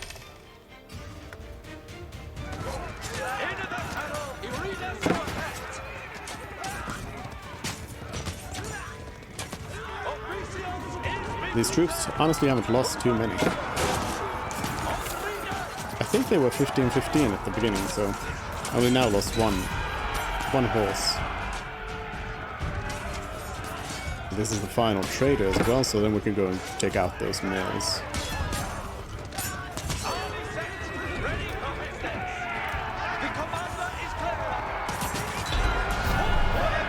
Stop the traders, objective complete. With the traders eliminated, the king's army had struck a blow to the rebels in the castle. With Surrendering rebels leaving the battle. The rebel commander discharged his weakest fighters, hoping to preserve what little food remained. Fearing further dissent against his rule, King John ordered safe passage for the surrendered rebels away from Rochester. Fair. Fair.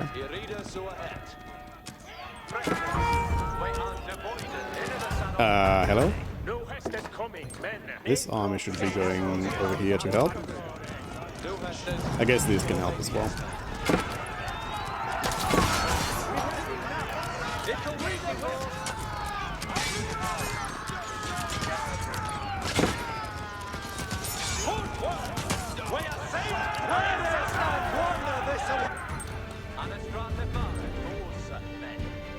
Alright, and then we strike at the farmland.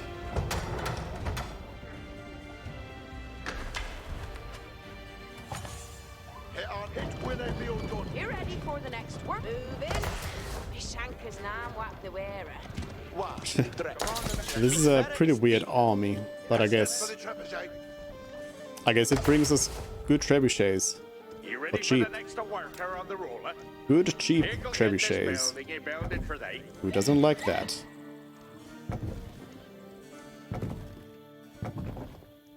There we go, get a bunch of houses. So we do have all the upgrades. Let me get some crossbows going. We have those knights being produced. What else? What else? Man-at-arms. We'll be hitting max food soon. Oh, any unit can like turn a sacred site. Interesting. I'm hoping that they could like circle this thing automatically when I click it, instead of staying in formation.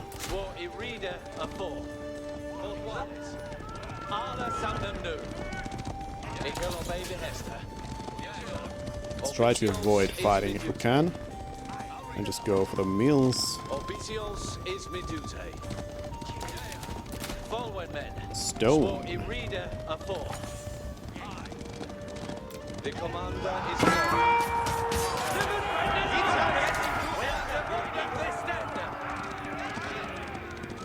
it'll die and they are saved.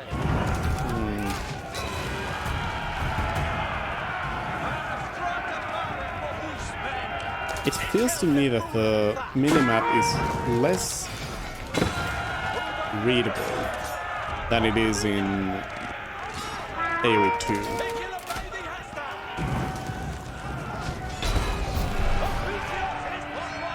It might be that I'm just used to With the that. farms alight, King But still. John's chokehold on the rebels was tightening.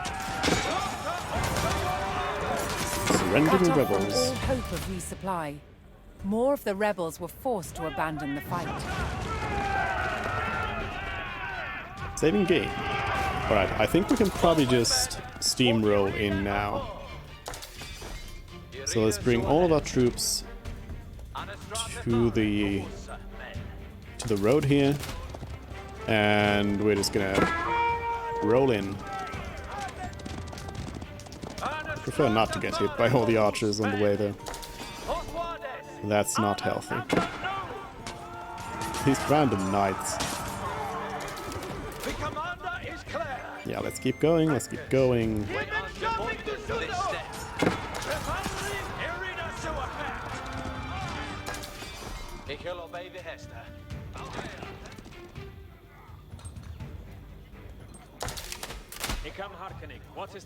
Alright. All the armies are done. Pop cap reached. There we go. And I want to just see this whole army go in as one and just like attack. Just attack move into this keep and see how that goes. It's easy mode, so it should be fine. And if it is not, we got plenty of resources for a new army. What wilt thou havest me do?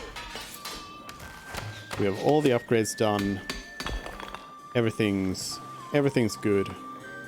Oh, we have a little stone. Oh yeah, because of the relics.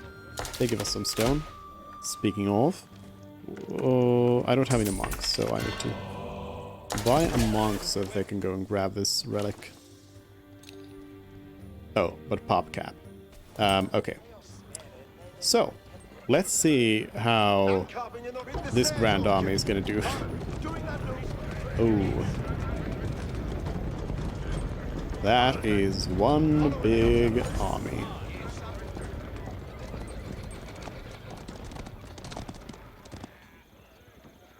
Nice formation. You march. I guess this is like a marching formation. And then you would want to still, you know... You would want to break them apart a little bit. Trebuchets take quite a while to get ready. But they are also very fast. I like that you don't need to manually work the trebuchets anymore. You can just you can just like attack move with them, and they'll pack and unpack as they need to. Though also, I will actually manually operate the trebuchets because otherwise we'll never get through these Rochester's outer wall gates. crumbled to King John's men, and they descended on the keep.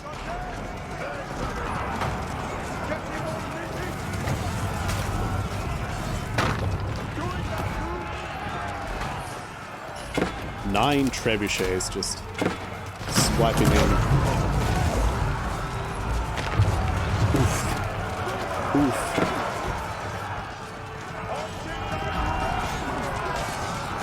I mean, my army isn't getting that killed. They are dying. But we just need the trebuchets to be in range of that, and we'll be fine. So let the army just do whatever they want.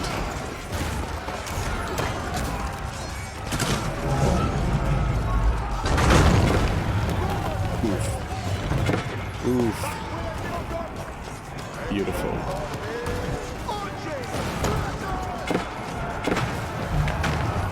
Swing. Oh, need a second shot on this one.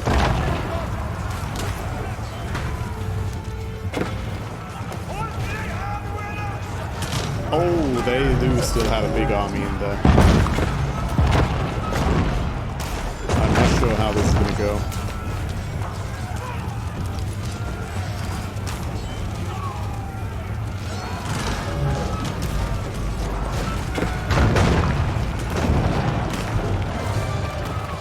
Rochester's inner wall finally gave way, and the keep was laid bare for the taking.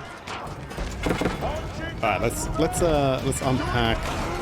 Let's try to get the trebuchets just in range of the keep here and just get to it. Hopefully the other troops are able to hold them off from attacking the trebuchets, and we'll be fine. They do have such a range from all over here.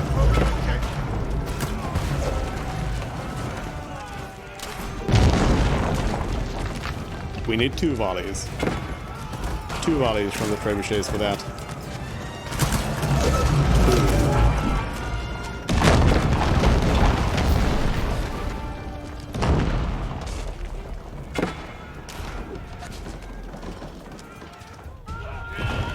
GG! The great keep at Rochester fell at the hands of the king's army, securing both the castle and the route to London.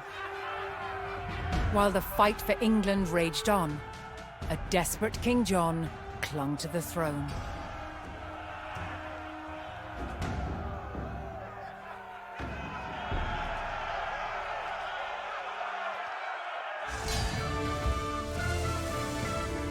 Was there ever a popular King John in England? I feel like no. I feel like all the King Johns were less liked. After a lengthy siege, the rebels finally surrendered. With Rochester secure, King John controlled the critical route to the capital. Ooh. We got a documentary about medieval paint. Let's watch some paint dry. People often imagine that castle walls were just left as bare stone, but in fact they weren't. They were plastered, painted, and decorated. Evil paint.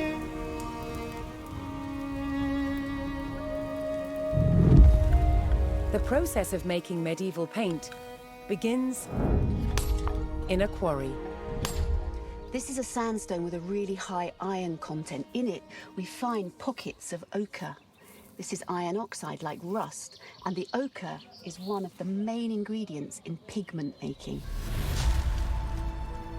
First, the ochre is crushed into a fine powder. The finer the particles in paint, the better the paint will be. Once ground up, water is added. Then the mixture is sieved. This is the exact opposite of making pasta at home. At home, when you sieve your pasta, you then keep it for your meal. Here, what's going to end up in the sieve will be discarding. What an What's analogy. needed are the tiny particles suspended in the water. Once it's dry, it's going to look something like this. You can see that all the water has evaporated, leaving just this very fine crust, which will then be ground into the fine pigment which is used to make paint. But ochre's colour palette doesn't end there. If it's heated, something magical happens. Yellow ochre turns red. And heating it for even longer creates a whole spectrum of colours. It's been burnt for over 72 hours at 1,000 degrees Celsius, and that gives us this incredible purple colour. To turn the pigment into paint, it's bound together with egg and tree sap. A popular motif in the Middle Ages was the use of stones and roses. That's where you paint on blocks of stone to make it look like you could afford to pay stonemasons to produce dress blocks of stone and then decorate them with 5-petaled flowers. So, medieval castles were far from the gloomy places we imagine today. They were full of colour and light. When you couldn't afford bricks, you painted them in. Oh, medieval people.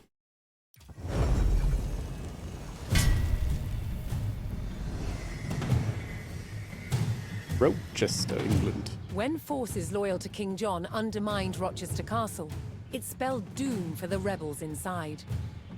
Within days, they had surrendered. But the rebel barons weren't done yet.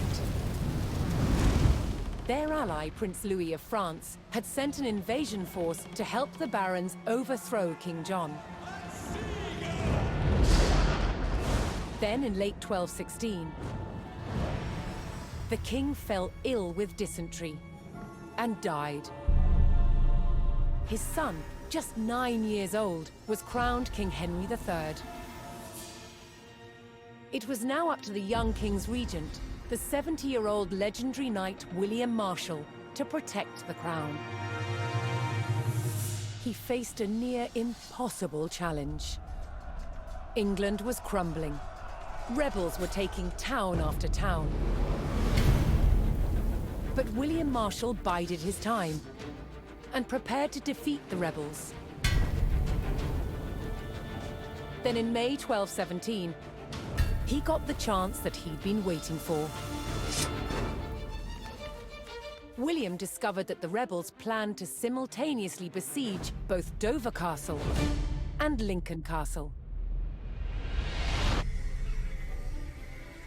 Lincoln, again.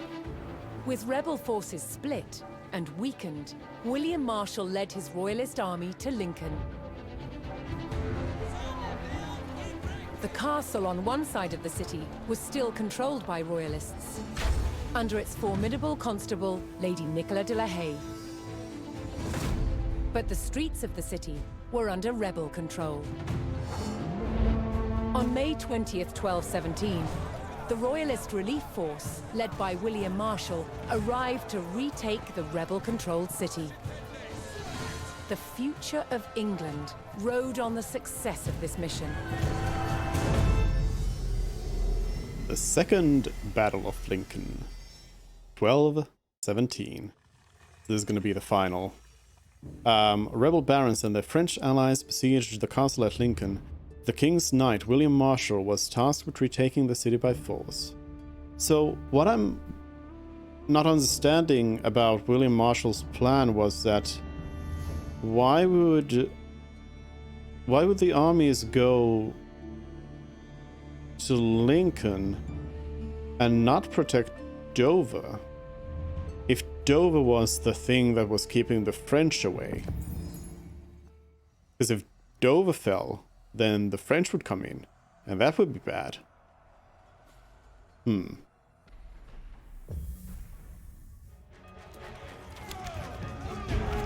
Lincoln Castle. Troops loyal to the king held the castle at Lincoln, while outside, rebels controlled the city. The defenders had to hold the castle until reinforcements arrived, under the command of the king's knight, William Marshall. Okay. Defend Lincoln Castle until William Marshall arrives. We do not seem to have...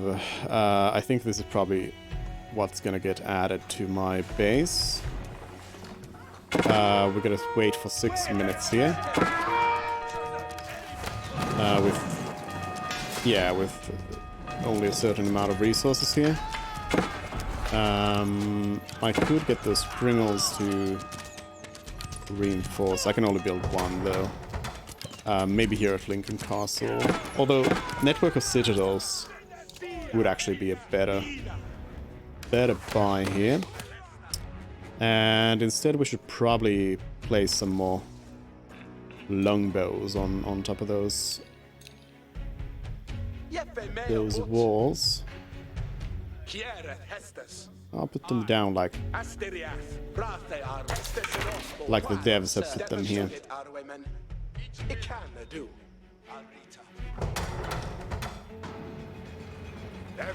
And then we have well, these troops who can take care of any siege weapons if they bring any. Hopefully they don't.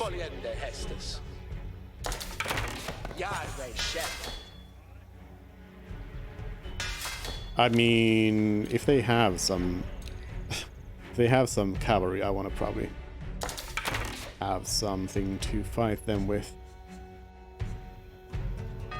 Oh, yep, they're coming with the battering rams. They're always coming with the battering rams. The archers take care of the archers and go for the battering ram.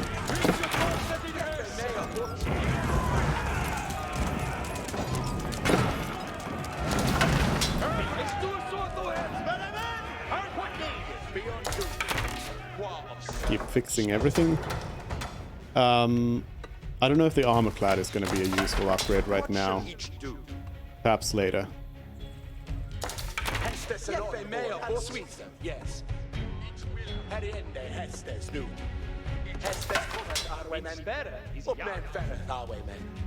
We're getting Heston. Come here, Heston.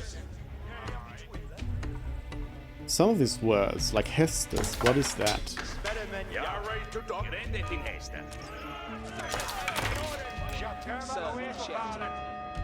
We don't have a gate on this side. Could maybe fix that. It's probably fine.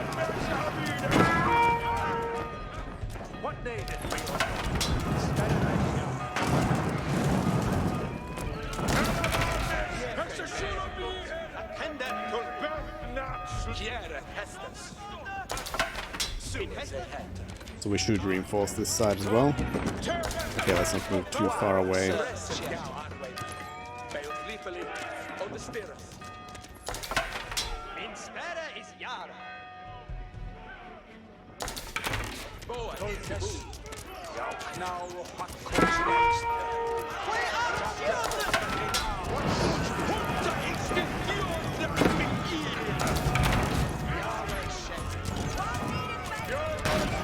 Don't want to lose my troops. Don't have any healers.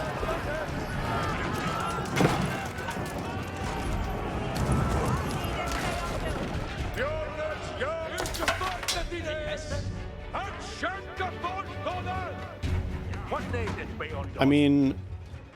Oh, we are out of wood actually, we can't build anything else. I was gonna say we could build a stable here and get some more stuff, but I guess we're just out of resources altogether.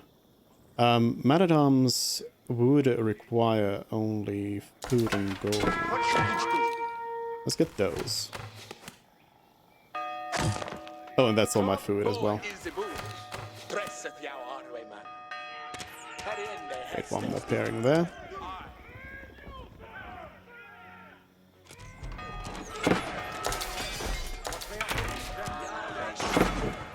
Oh, they're using a springald. I need to go and fight that one off.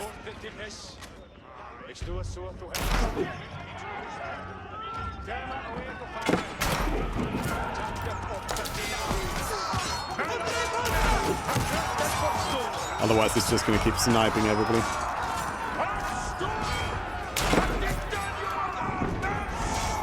The king's men discovered a building belonging to the rebels. To secure Lincoln, they would need to destroy the rebels' military structures. Oh, can we just destroy that? We could just counterattack. I mean, I guess why not?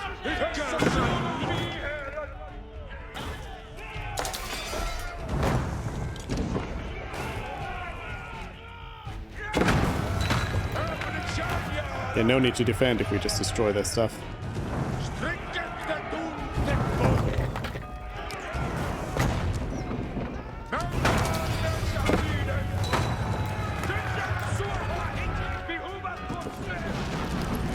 Oh, but now they're coming in. That's not ideal.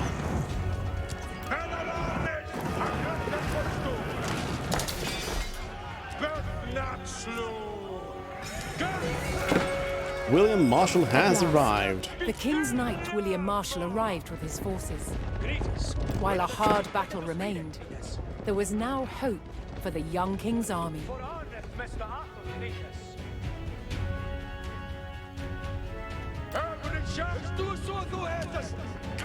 I mean, do we just destroy these military buildings? Is that it? Because then this is going to be really easy. Okay, maybe not. Maybe it won't be that easy.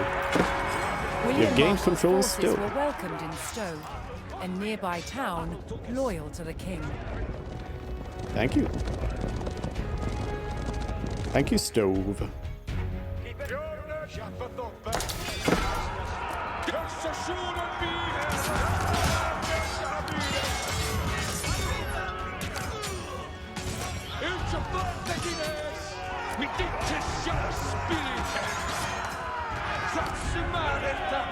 Let's destroy these military buildings nonetheless, so they won't at least be a problem.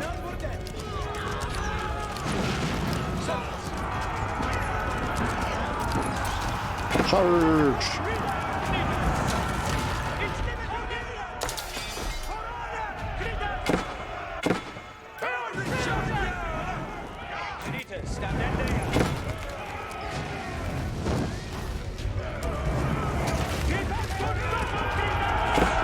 These archers.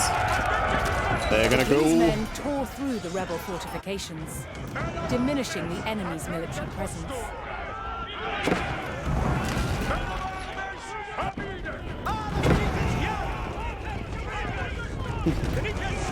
All of them. All the battering rams.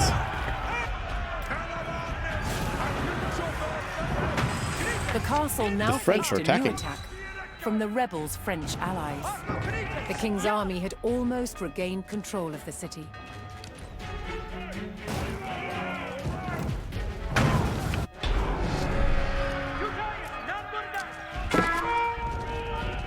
The king's army razed the last of the rebels' military buildings, but the French siege continued. If the king's men hoped to lift the French siege, they would need to destroy the enemy forts on the outskirts of Lincoln. Defeat the French army. Alright.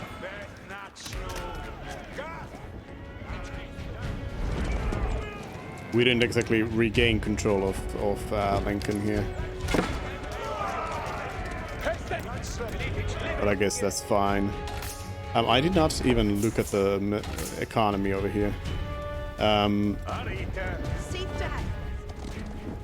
probably should. What, did we have any stone around here? I don't think so.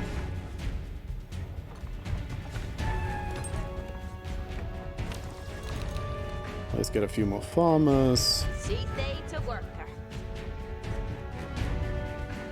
We are gonna be soonish able to actually build stuff there.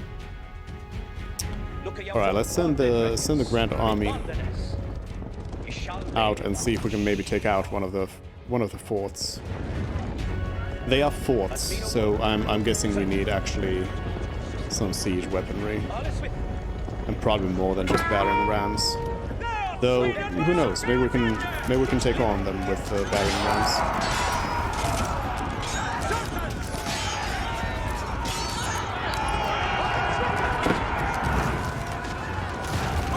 We shall see.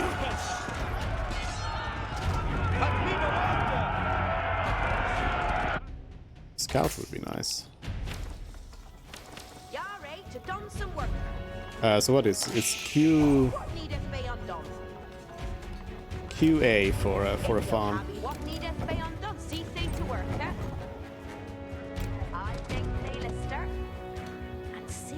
Oops. Go back there. Yeah, I need a scout. I have no idea what's going on here.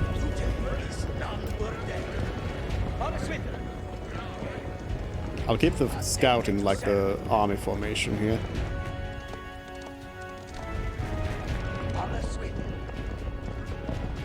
I'm going in completely blind here. We're definitely gonna be hitting some enemy fortifications. Oh, palisades. Oh, okay. There's some mangonels over there. Alright. So, I mean, the mangonels aren't exactly a massive problem. Let's see, I'm gonna send the scout around to check what's what. I should also improve our gold production here. Scout will give us an idea about what's in the fortress.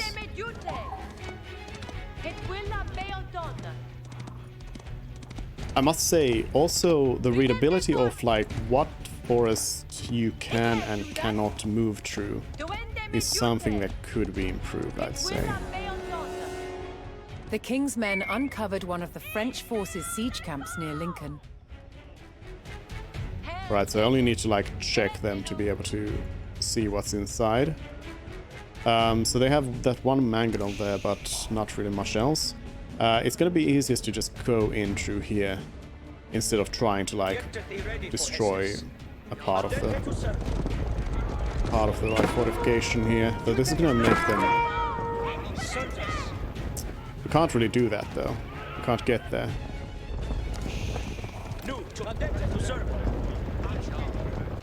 I mean, we could just go. I should also build a thing.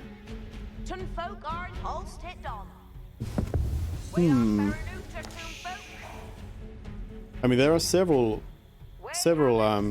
bridges here, but I feel like they are going to be using this one.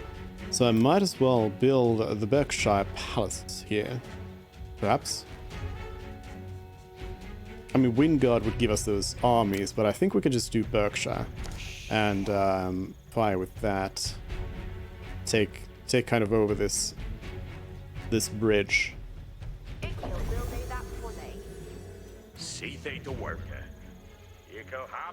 I mean, hopefully the villagers don't get attacked by anything here. I suppose I could send the army over to secure the location while we age up. And then they'll strike at the fortress.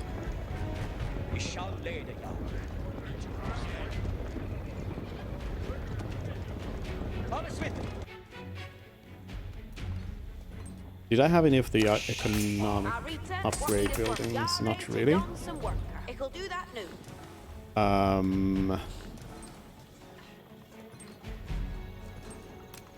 Yeah, let's get these military upgrade buildings built. Blacksmith arsenal. We will need a siege workshop so that we can get the trebuchets. We get a trebuchets built. So are the Lincoln rebels still like a threat? I think they are just running away for me coming in. I don't think they're gonna be a threat anymore. I feel like the eastern fort might be heavier than this. Also, I'm gonna have to send somebody to take care of that springle, because this tower is not gonna be able to hold by itself. Get some archers. It is Sita for actors. I feel like we're good enough. We can go in. I guess another entry point is true here anyway, allowing us to avoid part of it. Oh, we do have the range to take on the springald as well. Good. Well, I'll still build a small detachment over here. Get to be ready for circus. Alright, let's make a hole.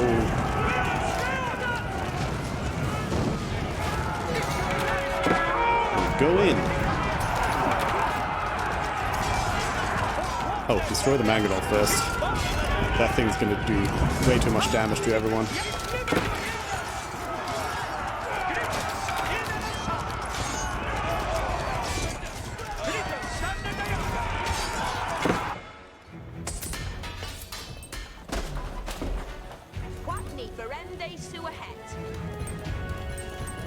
Oh yeah, I forgot to build the university in the last match.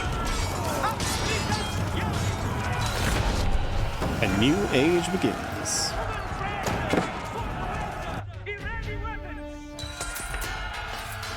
So let's build a university and see what that entails. More upgrades. Let's get... Oh yeah, I can use this place as well. I'll build like 2 trebuchets so we can use those against the next fort.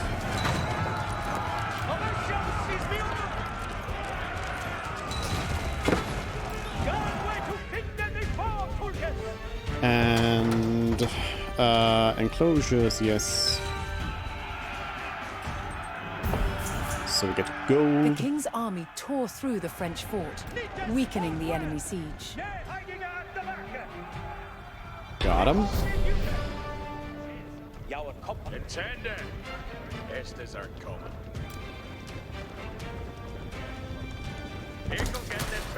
Still an outpost there as well. Seems like Berkshire Palace doesn't actually have much range vision-wise for some reason. It's kind of weird. Alright, university. What kind of stuff do we have in here? Doused armor, add 10 fire armor to all transports. So that would be a battering ram and I guess the transport ship and the siege tower. I think those are all the transports probably. Superior transport construction time for transports down. Port architecture, increase the health of all buildings by 50%. This is what I was looking for. And biology, increase the health of all cavalry by 20%. Let's go with biology. So our knights here are more powerful. Alright, so those are going to be there, and then we'll make a new grand army here. Oh, so the scout is the only military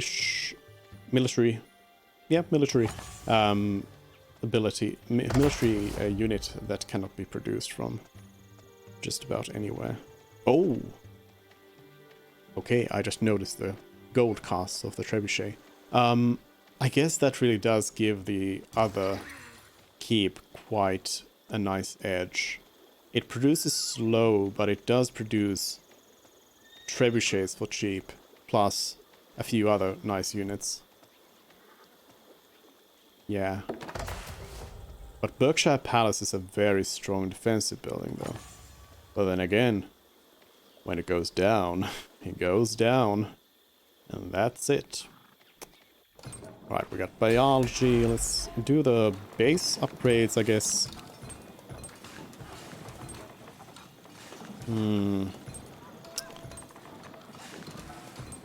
Yeah, we'll do those. What shall he do? Reading forth anon. Going there. Alright, let's go. Send the Grand Army in.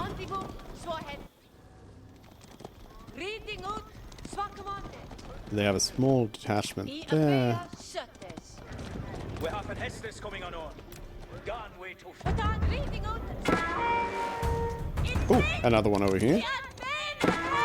They do have a bunch of outposts defending this one, please.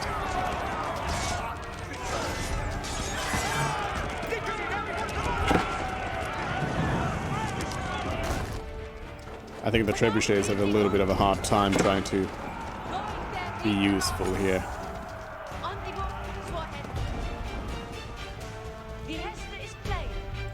Springles, okay.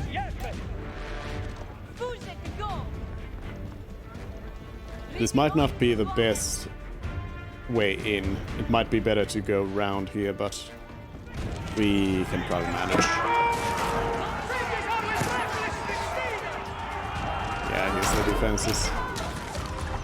A side attack would have probably been better than going from here. Alright, let's have these go in and start hitting those towers as a priority.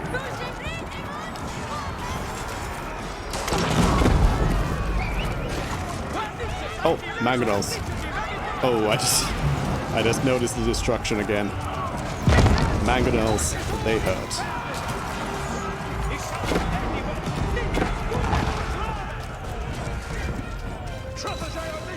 They really are anti-infantry and I guess anti-unit in general. Rescue your leader. Oh, I need to have my leader to be able to do this. That is fine. That is fine. We can rescue the leader.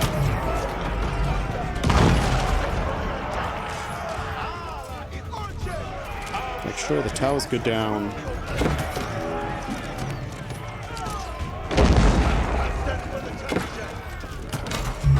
Hit that one. You hit that one. Rescue the leader.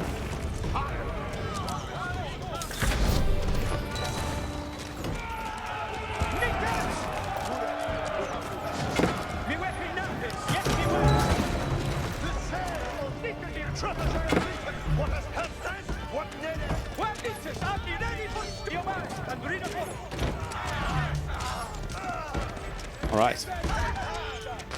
I think that might be GG. And just wait for the... The trebuchets seem to be auto-targeting some units, which I'm not liking. That's not something they should do. Oh no, it's because I'm using the 5 control group, so it's Moon, it's me. I was the fool. Whoa, do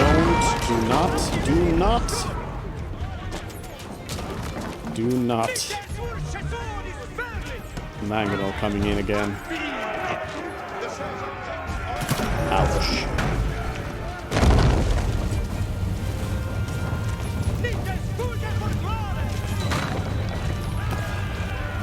Alright, their military buildings are down. Then we'll just finish off anything else that's in here. So there's one house. Defeat the French army, completed. So, victory? Most likely.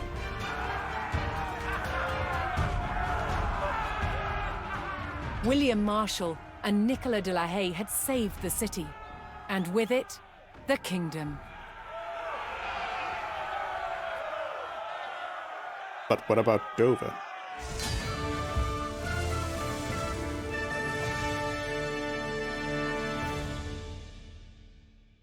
So was that the end of the Norman campaign then? William Marshal reclaimed Lincoln for the crown. The rebellion had been subdued, and the rule of the Child King Henry III was secure. I don't know why I added another king there. The Second Battle of Lincoln. The Norman Legacy. There we go. Nicola, Sheriff of Lincolnshire. In the upheaval of civil war, Lincoln Castle became a critical fortification in the fight for England's crown. At the forefront of its defense was an unlikely figure, an aging woman. Lady Nicola de la Haye lived in a time when husbands were the gatekeepers of their wives' power. Yet through grit and loyalty, Nicola became an admired and even feared custodian of Lincoln.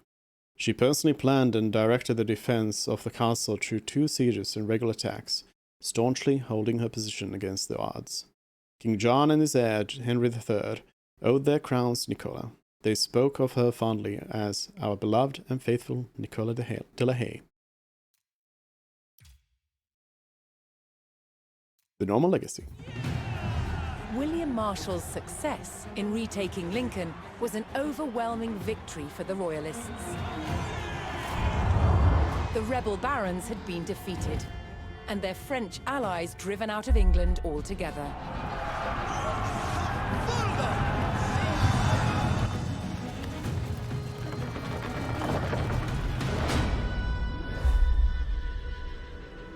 William Marshall now focused on creating a stable kingdom for the young King Henry III. To maintain the backing of the rebels, in 1217, a royal seal of approval was given to a reissued Magna Carta, limiting the power of the monarchy. Many barons held lands in both England and Normandy. But now they faced a choice. On which side of the Channel would they make their home? Many chose England. The cross-Channel kingdom was over, establishing a clear English identity.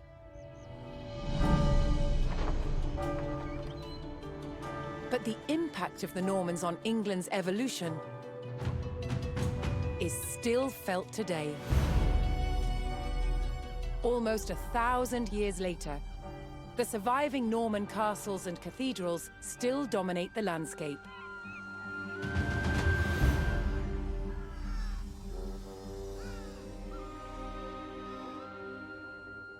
In the midst of the modern city, William the Conqueror's fortress, the Tower of London, remains a powerful reminder of their legacy.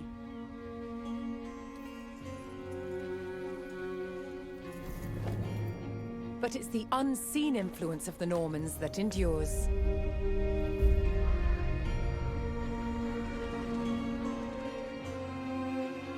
The Norman invasion changed the English language and established the foundations of modern parliament and governance.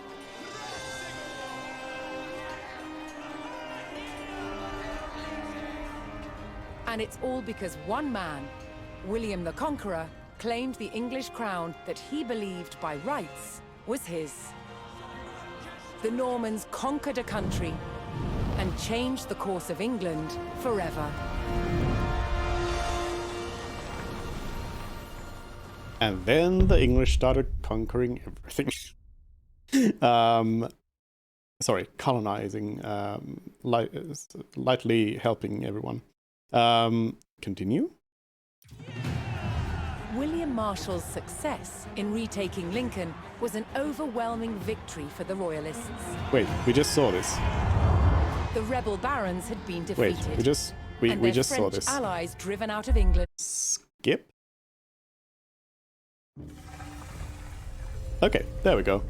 So that's the Norman campaign. Very cool stuff, and yeah, I gotta say, I'm a fan. I think the formation of English identity and English culture is really interesting. From the melting pot that it was, and then now we think of England. And even the UK in general as this certain thing that is in a way unlike a lot of other cultures in Europe, but then they are actually just a interesting mix of them all. Well, not all of them all, but of many of them. Now, I did say that we're going to do the 100 Years' War as well. But I'm feeling a little tired, so I think I think we'll leave it here and we'll go into the 100 Years' War next time. So I think we're switching from England to France here. We'll start playing as France, and it is actually 100 years. Well, 99 years. So we'll get to know more about the 100 Years' War, which is, I'm sure there's a lot of interesting details there, because the general gist of it is kind of simple to grasp. It's just like random skirmishes between England and France. But then, yeah, it's going to be interesting to see that. And this is also going to be including, of course, like Jeanne d'Arc and all of that kind of stuff. So, yeah, looking forward to that. I don't know when we're gonna play it. I'm gonna make the thingy, the schedule, soon, at some point. I'll make the schedule for next week. But what I do know is tomorrow we'll be playing more of Warcraft 3. So we're gonna be trying to finish Warcraft 3 next week. So Monday, Thursday is gonna be Warcraft 3. I imagine either on Tuesday or Wednesday we're gonna play AoE, or maybe Thursday. Well, check the schedule. Oh, Wednesday is not going to be a stream. Well, check the schedule. Let's see. I'm going to throw you over to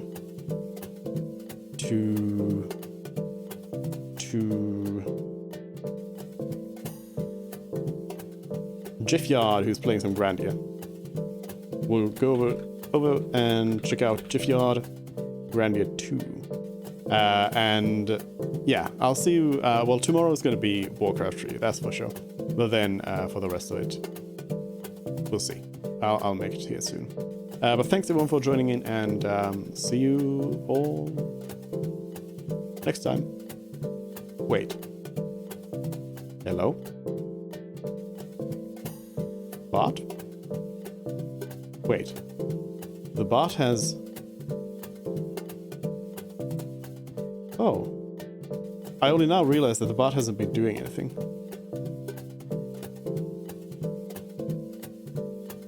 Bot? I mean, it has been doing some stuff, but not much.